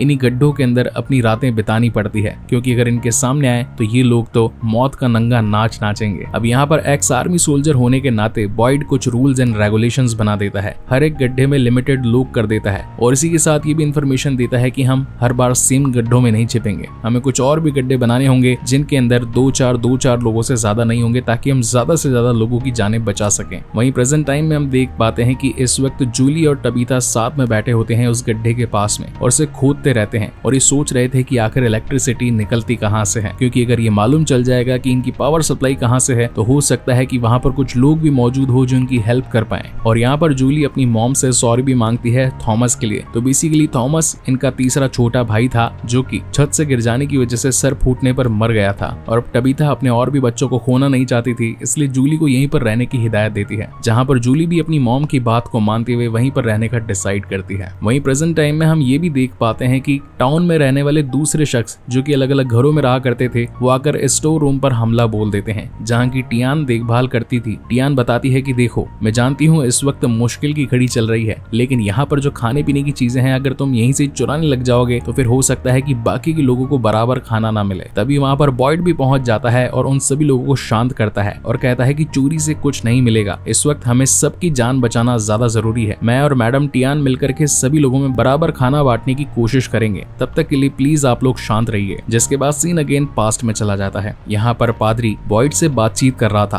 और बता रहा था कि यहाँ पर लोगों के रहने का ढंग बहुत ही ज्यादा अजीब है और इसी मूवमेंट से बॉयड ने ही ये पत्थर और फूल वाला ट्रेडिशन चालू किया था ताकि सेरेमनी के जरिए ये मालूम किया जा सके कि कौन लोग टाउन में रहना चाहते हैं और कौन लोग कॉलोनी हाउस में रहना चाहते हैं। और ये वही मूवमेंट था जहाँ पर एलिस ने अपने माँ बाप का साथ छोड़ दिया और तब से कॉलोनी हाउस में रहना शुरू कर दिया। प्रेजेंट टाइम में हम कैनी को देख पाते हैं जो कि बुरी तरीके से घबरा चुका था क्योंकि उसे ज्यादा नॉलेज नहीं थी। एक तो वो चीनी भी था तो इनकी भाषा भी ठीक से जानता नहीं था, ऊपर से कोई भी टाउन के लोग उसकी बात नहीं मान रहे थे। बॉयड कहता है कि देखो तुम्हें मजबूत बनना होगा क्योंकि मैंने यहाँ से निकलने का डिसाइड कर लिया है, चाहे भले मैं जिंदा लौटूं या फिर मरकर इस टाउन के लिए कुर्बानी कर दूं, मगर अब सब कुछ तुम्हें ही संभालना है, तो तुम्हें तो हर चीज पर पकड़ बनानी ही होगी। And then scene again past में चला जाता है। ये वो मोमेंट था जब यहाँ पर खाने पीने की दिक्कत हुआ करती थी, मगर गाँव में हमेशा जानवर जिंदा रहा करते थे, जैसे कि बकरी, भेड़, गाय, कुत्ता और चूहे, बिल्ली। तो बॉयड पादरी को ये कहकर जाता है कि मैं जंगल में जा रहा हूँ, वहां से शिकार करके लाऊंगा, तो उससे जो खाना मिलेगा कम से कम उससे हम जिंदा तो रह पाएंगे। हालांकि पादरी उसे जाने से मना भी करता है, मगर फिर भी बॉयड उसकी बात नहीं मानता और एक चाकू लेकर सीधा जंगल में पहुंच जाता है, जहाँ पर कई दूर आगे जाने पर उसे एक छोटा सा घर भी दिखाई पड़ता है जो कि एक झोपड़ी टाइप सा बना हुआ था। मगर आते वक्त बहुत ज्यादा अंधेरा हो जाता है। बॉयड बहुत ज्यादा डर चुका था कि कहीं वो वैशी दरिंदे आकर बॉयड को जान से ना मार दे, मगर उनसे छिपने के चक्कर में वो एक झाड़ी के पीछे बनी एक छोटी सी गुफा में गिर जाता है। हालांकि उसके सामने बहुत सारे पेड़ की टहनियां बीच में आ जाती है और दूर खड़े ये वैशी दरिंदे उसे देख भी रहे थे, मगर उन्होंने अंदर एक कदम भी नहीं बढ़ाया। पूरी रात बॉयड उस गुफा के अंदर ही बैठा रहा। जब नेक्स्ट डे उसकी नींद खुली तो वहां पर उसने कई सारे पत्थर देखे जिनके ऊपर अजीब सी कलाकृति करी गई थी। तब जाकर बॉयड को समझ में आया कि ये पत्थर इन सभी वैशी दरिंदों को दूर रखता है। ये करीब गिनती में 15 थे और बॉयड यहाँ से सारे के सारे 15 पत्थर अपने साथ में ले जाता है। सीन अगेन प्रेजेंट टाइम में शिफ्ट होता है, जहाँ पर हम एलिस की टूटी टांगों को देख पाते हैं। इस वक्त उसकी हालत बहुत बुरी थी। उसके फादर मिलने के लिए उसके पास आए थे और बताते हैं कि देखो बेटा एलिस, मैं जानता हूँ कि तुम हमेशा से मुझसे गुस्सा थे क्योंकि तुम अपनी मॉम की मौत का गुनहगार मुझे समझते हो, मगर उस दिन ऐसा नहीं हुआ था। उस दिन तुम भी वहां पर थे, तुम भी जानते हो कि मैंने तुम्हें बचाने के लिए ही टेली को जान से मारा था। इसी बीच यहाँ पर फातिमा भी पहुंच जाती है, जो कि सिचुएशन को कंट्रोल करने की कोशिश करती है और एलिस को समझाती है कि देखो चाहे कुछ भी हुआ हो, वो तुम्हारे फादर हैं, तुम्हारा बुरा नहीं चाहते। And then scene again past में चला जाता है। ये वो मोमेंट था जब बॉयड उन सभी 15 पत्थरों को लेकर के अपने साथ उस घोस्ट टाउन में वापस आ गया था। इसी बीच हम टेली को देख पाते हैं जिसके हाथ में गन थी और वो जोर जोर से चिल्ला रही थी कि हम सभी एक नींद में सोए हुए हैं, जैसे ही हम मर जाएंगे हम अपनी असली दुनिया में वापस से लौट आएंगे, इसके लिए हम सभी को अभी मरना पड़ेगा। तो वो यहाँ से अपनी गन से शूट करना शुरू करती है, आसपास के 2-3 लोगों को मार देती है और जैसे ही उसके सामने एलिस आता है, वो एलिस को भी शूट करने वाली थी, मगर तभी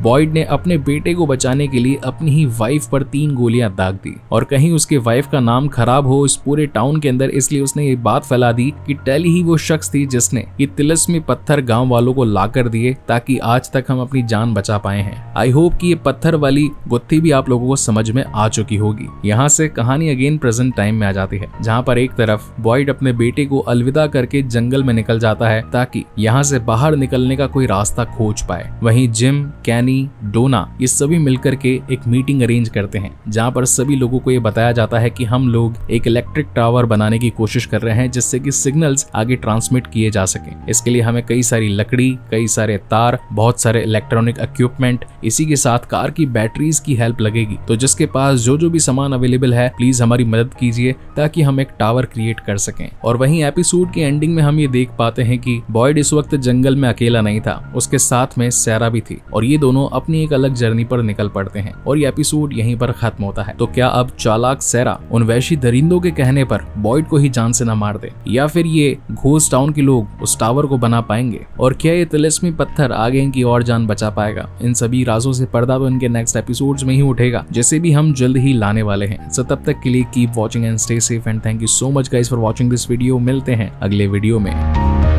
फ्रॉम सीजन 1 एपिसोड 9, जिसकी शुरुआत में हम देख पाते हैं कि इस वक्त जंगल के अंदर निकले हुए हैं सैरा और बॉयड। इस घने जंगल में कहीं ये लोग अपना रास्ता न भटक जाएं, इसलिए हर पेड़ पर आगे जाते वक्त बॉयड एक निशान बना देता है ताकि अगर वापस यहाँ से अपने ही घोस्ट टाउन में आना पड़े तो इन पेड़ों के जरिए वहां से निकला जा सकता था। हालांकि सैरा को उसने इस वक्त गन पॉइंट पर ले रखा था, जहाँ पर सैरा कहती भी है कि देखो यहाँ से निकलने के बाद मैं तो कहीं जा सकती नहीं हूँ क्योंकि मेरे पास तिलिस्मी पत्थर नहीं है, तो तुम चाहो तो मेरी हथकड़ियां खोल सकते हो और वैसे भी मुझे वॉशरूम जाना है। तो इस बात को सुनकर के बॉयड उसकी हाथों की हथकड़ियां खोल देता है। वहीं सीन शिफ्ट होता है डाइनर में, जहां पर हम कैनी और उसकी मॉम टियान को देख पाते हैं, जो लोग इस वक्त डाइनर के अंदर खाना सर्व कर रहे थे। इसी बीच वो अपनी मॉम से कहता भी है कि हमने इतने दिनों तक इतनी सारी मुसीबतें झेली, अगर वापस से घर जाने का मौका मिलेगा तो आप सबसे पहले क्या करोगे? जहाँ पर उसकी मॉम कहती है कि मैं इसी तरीके का डाइनर अपनी कंट्री चाइना में भी एक बना लूंगी। इन्हीं की बातों के बीच में वहां पर क्रिस्टी पहुंच जाती है, जो कि कैनी को एक बुक देती है और बताती है कि तुमने मुझे ये बुक आज से करीब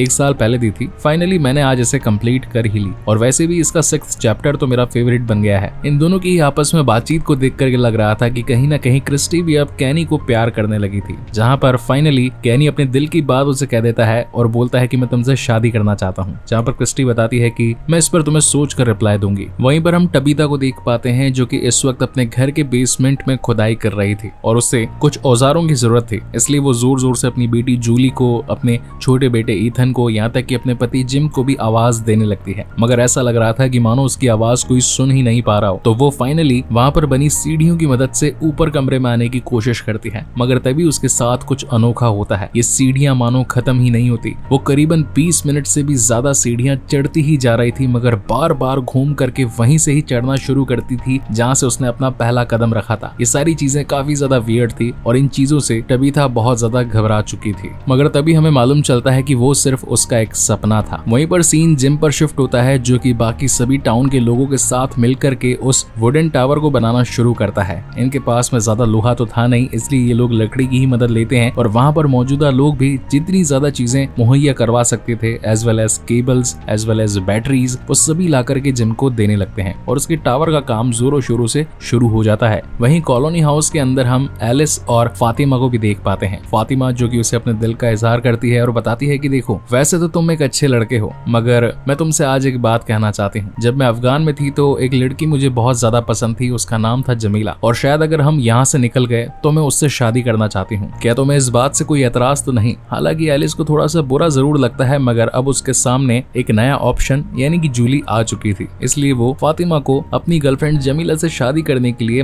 हाँ बोल देता है। जिसके बाद हम मैथ्यू फैमिली को देख पाते हैं जो कि इस वक्त अपने घर में बैठ करके उन्हीं सवालों जवाबों इंक्लूडिंग पेंटिंग्स को देखने लगते हैं। इस वक्त जूली के पास में विक्टर के थ्रू दी गई काफी सारी पेंटिंग्स भी थी जिन्हें बार बार टबीता उलट पलट करके देख रही थी। तभी ईथन बताता है कि हाँ, उसकी पेंटिंग्स में एक व्हाइट कलर के कपड़े पहने हुए छोटे से लड़के का जिक्र बार बार था। शायद वो हमारा दोस्त हो, क्या पता हमारी मदद करना चाहता हो। जहाँ पर उसकी मॉम कहती है कि हाँ बेटा, हो सकता है, मगर अभी वो काफी दिनों से तुम्हें दिखा नहीं, इसका मतलब शायद वो कहीं चला गया है। इसी बीच हम थके हारे जेड और जिम को देख पाते हैं जिनके पास में बैटरीज तो थी, मगर वो बैटरीज चार्ज नहीं थी, यानी कि ये अपने टावर को बना करके सिर्फ 10 से 15 मिनट ही यूज कर पाएंगे। लेकिन अगर इस बीच इनका मैसेज किसी ने सुना नहीं तो इनकी पूरी मेहनत वेस्ट हो जाएगी। इन्हें जरूरत थी ज्यादा बिजली की, जो कि सिर्फ 15 मिनट नहीं बल्कि 15 घंटे, दिन, महीने, सालों तक आगे मैसेज ट्रांसमिट कर पाए, और इतनी बिजली इनके पास में थी नहीं। इसलिए ये लोग परेशान हो जाते हैं कि आगे करे तो क्या करें। मीनवाइल हम डोना को देख पाते हैं जहाँ पर कुछ लोग उससे लकड़ी मांगते हैं, तो यहाँ पर डोना का दिमाग खराब हो जाता है। वो खुद ही कुल्हाड़ी लेकर के इस घर की ही लकड़ियां तोड़ने लगती है और बताती है कि अगर ये टावर बन गया, आगे मैसेज फॉरवर्ड हो गया, तो वैसे भी इस घर में रहेगा ही कौन, तो फिर इस घर की लकड़ियां तोड़ने में क्या ही हर्ज है। मगर तब कैनी आकर उसे संभालता है, समझाता है कि देखो, मैं जानता हूँ कि ये मुसीबत की घड़ी है, मगर इस घर को तोड़ना कोई प्रॉब्लम का सोल्यूशन नहीं है, आप प्लीज शांत हो जाइए। वहीं पर सीन शिफ्ट होता है सैरा और बॉयड पर, जो कि चलते चलते जंगल में काफी दूर निकल आए थे। इस बीच इनके सामने एक ऐसा पेड़ आता है जिस पर काफी सारी कांच की बोतल्स लटकी हुई थी और ऐसा लग रहा था कि मानो हर एक बोतल में कोई एक छोटा संदेश छिपा हुआ है। तभी बॉयड आगे बढ़ करके एक बोतल को नीचे उतारने की कोशिश करता है, लेकिन तभी अचानक से मानो वो मॉन्स्टर जोर जोर से चिल्लाने लगते हैं। सैरा का मानो दिमाग फट रहा था और वो अपने कानों पर जोरदार हाथ रख करके नीचे ही बैठ जाती है और तभी बॉयड उसे सहारा देता है। मीनवाइल डोना, जिसका दिमाग खराब हो चुका था, उसे ड्रिंक्स की जरूरत थी, तो वो सीधा डैरन के पास पहुंच जाती है। वहां पर मौजूदा सड़ी हुई बियर या फिर शराब को भी वो पीने लगती है क्योंकि इस वक्त उसे कुछ समझ नहीं आ रहा था। तभी कैनी वहां पर आता है और उसे कहता है कि देखो, मैं जानता हूं कि आपने भी अपनी सिस्टर को खोया है, मगर मैंने भी अपने फादर को खोया है। यहाँ पर जो भी लोग मौजूद हैं, हर किसी ने किसी न किसी को खोया है और ये सब कुछ उन वैशी दरिंदों की वजह से हुआ है। अगर कैसे भी यहाँ से बाहर निकलने का मौका मिल जाए तो फिर मैं दुनिया को बता दूंगा इस जगह के बारे में, जिसके बाद तो उन सभी भूतों की खैर नहीं। अब जहाँ एक तरफ जेड और जिम मिल करके इन बैटरीज को चार्ज कैसे किया जाए ये सारे सोल्यूशन में लगे हुए थे, वहीं दूसरी तरफ कैनी बाहर जाकर के क्रिस्टी से मिलता है, उसे यहाँ की सिचुएशन बताता है और ये भी कहता है कि शायद अब हमारे पास ज्यादा दिन नहीं बचे हैं। जहाँ पर क्रिस्टी फाइनली उसे कह देती है कि मैंने काफी सोचा और ये डिसाइड किया कि हाँ, तुम मेरे लिए अच्छे लड़के हो, तो मैं तुमसे शादी जरूर करूंगी, और ये दोनों हक कर लेते हैं। मीनवाइल हम जेड को देख पाते हैं जो कि इस वक्त आंटी टियान के पास आकर के अपने दुखड़े गाने लगता है, जहाँ पर आंटी कहती है कि अगर तुम्हें बिजली चाहिए ना, तो बिजली तो देखो हर जगह मौजूद है, ये देखो लाइट जल रही है, बल्ब जल रहा है, तुम्हें हम इसमें से क्यों नहीं लेते। तब जाकर जेड सोचता है कि अगर बिजली इस शहर को उजागर कर सकती है तो फिर हमारी बैटरीज को क्यों नहीं। तार भले ही नकली है मगर इलेक्ट्रिसिटी तो असली है और उसे एक बढ़िया सा आइडिया आ जाता है। वहीं दूसरी तरफ शाम हो चली थी और हम देख पाते हैं बॉयड और इसी के साथ सैरा को, जिन्होंने अपना एक छोटा सा टेंट बना लिया था और उसके अंदर बॉयड ने उस तिलिस्मी पत्थर को लटका दिया था, सिर्फ इस विश्वास में कि जब ट्रेलर के अंदर क्रिस्टी ने ईथन की टांग में से सरिया निकाला, रात भर उन्होंने चार दीवारी के अंदर बिताई, तो क्या पता ये टेंट भी इस तिलिस्मी पत्थर के साथ में उन सभी मॉन्स्टर से हमारा बचाव कर ले। और ये लोग बेखौफ होकर उसी टेंट में सो जाते हैं, मगर तभी इन्हें बाहर से वहशी दरिंदों के आने की आवाज आती है। ये दोनों काफी ज्यादा डर जाते हैं और तभी कुछ मॉन्स्टर्स इनका वो टेंट खींचने लगते हैं। और इसी तगड़े सस्पेंस के साथ ये शानदार एपिसोड यहीं पर खत्म होता है। तो क्या इसके नेक्स्ट एपिसोड में बॉयड और सैरा बच पाएंगे, इन सभी वहशी दरिंदों से अपनी जान को बचाकर उन सभी लोगों के लिए कोई रास्ता निकाल पाएंगे, या फिर जो बिजली का रास्ता जेड ने खोजा है इसकी मदद से वो लोग कोई मैसेज ट्रांसमिट कर पाएंगे, और क्या कैनी और क्रिस्टी एक हो पाएंगे? इन सभी सवालों का जवाब तो आपको अगले एपिसोड्स में ही मिलेगा, जो कि होने वाला है इसका फिनाले यानी कि final episode of the season 1, जिसे भी हम जल्द ही लेकर आने वाले हैं। सो तब तक के लिए keep watching and stay safe and thank you so much guys for watching this video. मिलते हैं अगले वीडियो में।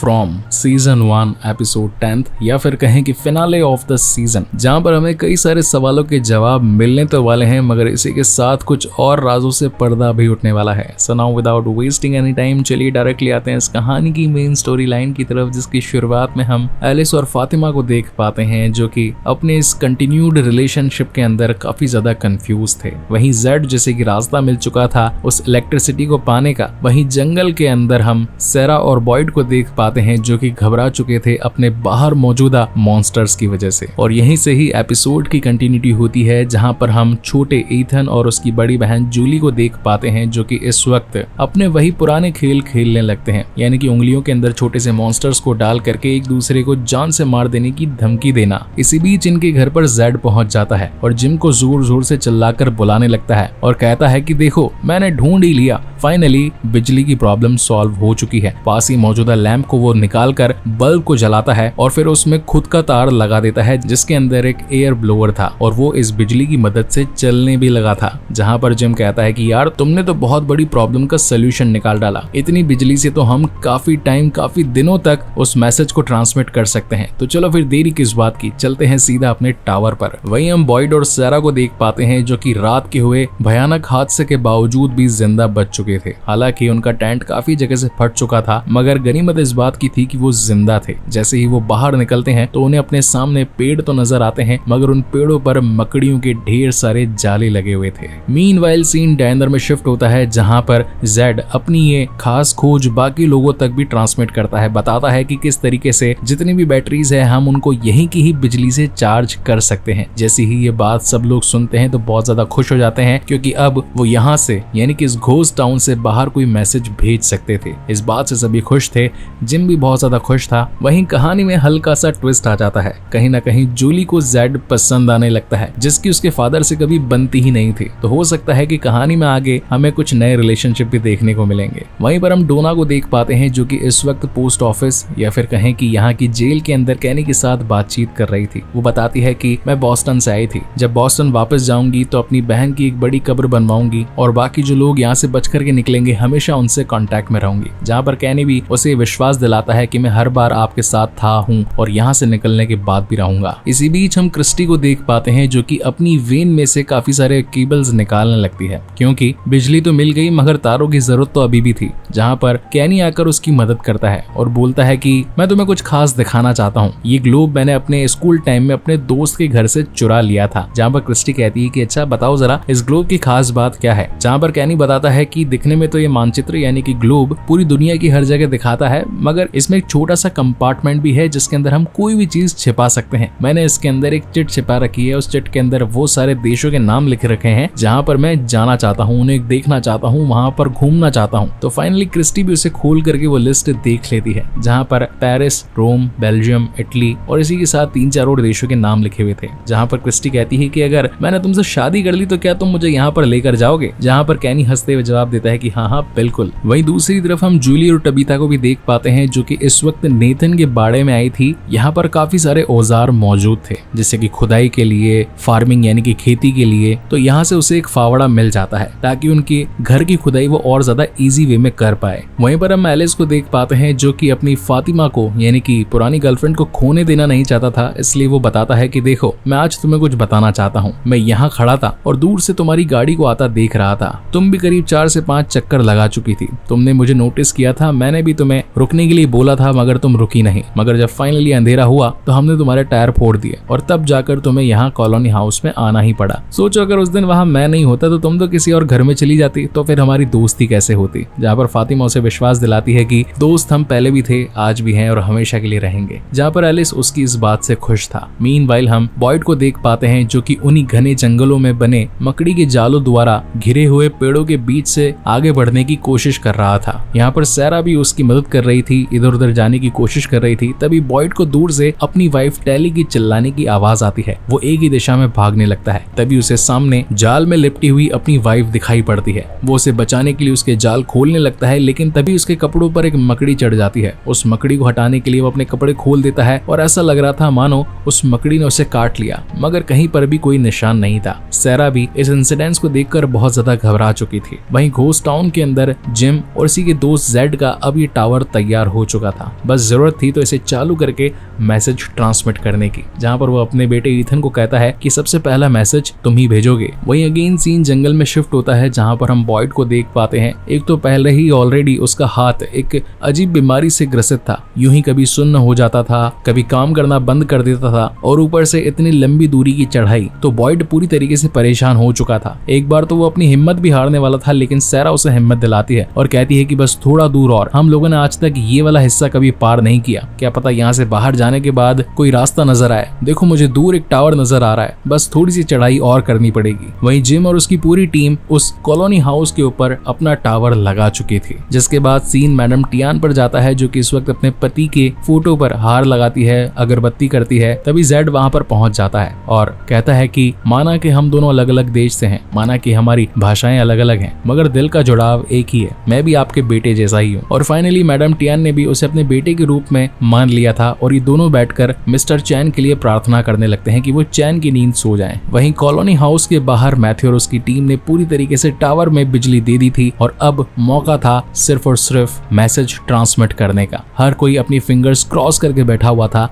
कि आखिर मैसेज बाहर जाएगा तो उसे रिसीव कौन करेगा। खुशी के मारे मैथ्यू ने तो अपने बेटे ईथन को अपने कंधे पर ही बैठा लिया था और जैसे ही वो मैसेज भेजने वाले थे कि तभी बादल गरजने लगते हैं। अचानक से शाम होने लगती है, वो भी बहुत ज्यादा जल्दी, और थोड़ी ही देर में बारिश भी गिर जाती है। अब जहाँ एक तरफ बारिश के अंदर बॉयड और सैरा मिलकर के उस ऊपर मौजूदा टावर की तरफ जाने लगते हैं, वहीं पर कॉलोनी हाउस के द्वारा बनाया गया टावर पूरी तरीके से भीगने लगा था। इनके इक्विपमेंट भी गीले होने वाले थे, मगर फिर भी कैसे तैसे मैथ्यू अपनी हिम्मत नहीं हारता। एक मैसेज वो भेजने की ट्राई करता है। डोना बार बार चिल्लाती है कि देखो सामानों को अंदर ले आओ, अगर शॉर्ट सर्किट हो गया तो तुम्हारी पूरी मेहनत बेकार चली जाएगी। जबकि मैथ्यू कहता है कि बस मुझे 5 मिनट और दे दो, मैं यहाँ तक पहुंचकर पीछे नहीं मुड़ सकता। और जैसे ही वो मैसेज भेजता है तो सामने से रिप्लाई आता है कि क्या आप हमें सुन पा रहे हैं? जहाँ पर मैथ्यू कहता है कि हाँ हाँ बिल्कुल, हम एक घोस्ट टाउन में फंसे हुए हैं, यहाँ पर बहुत ज्यादा बारिश आ रही है, हम करीबन 100 से ज्यादा लोग हैं और हमें तुम्हारी मदद की जरूरत है। तभी सामने से रिप्लाई आता है कि इस वक्त तुम सबको नहीं, सिर्फ तुम्हारी वाइफ और तुम्हारी बच्ची को मदद की जरूरत है, जल्दी से घर भागो। तुम्हें क्या लगता है कि ये मैसेज यहाँ से बाहर जा पाएंगे? जब तक हम यहाँ पर हैं कोई मैसेज जा नहीं पाएगा। मैथ्यू बुरी तरीके से डर चुका था, वो भागकर सीधा अपने घर की ओर जाने लगता है। मीनवाइल हम टबीता और जूली को देख पाते हैं जो कि अपने घर की बेसमेंट की खुदाई करते हुए एक और नीचे फ्लोर में गिर चुके थे। यहाँ इस वक्त हम विक्टर को देख पाते हैं जो कि बताता है कि ये जगह इन सभी वैशी दरिंदों के दिन में सोने का प्लेस है। वो लोग इस वक्त यहाँ से दूर हैं, मगर जल्द ही आने वाले होंगे। तुम्हें मेरे साथ चलना होगा अपनी जान बचाने के लिए। तो जूली अपनी जान बचाने के लिए विक्टर के साथ आगे निकल पड़ती है। वहीं पर सीन जंगल में शिफ्ट होता है जहाँ पर हम देख पाते हैं कि अंधेरा होने वाला था।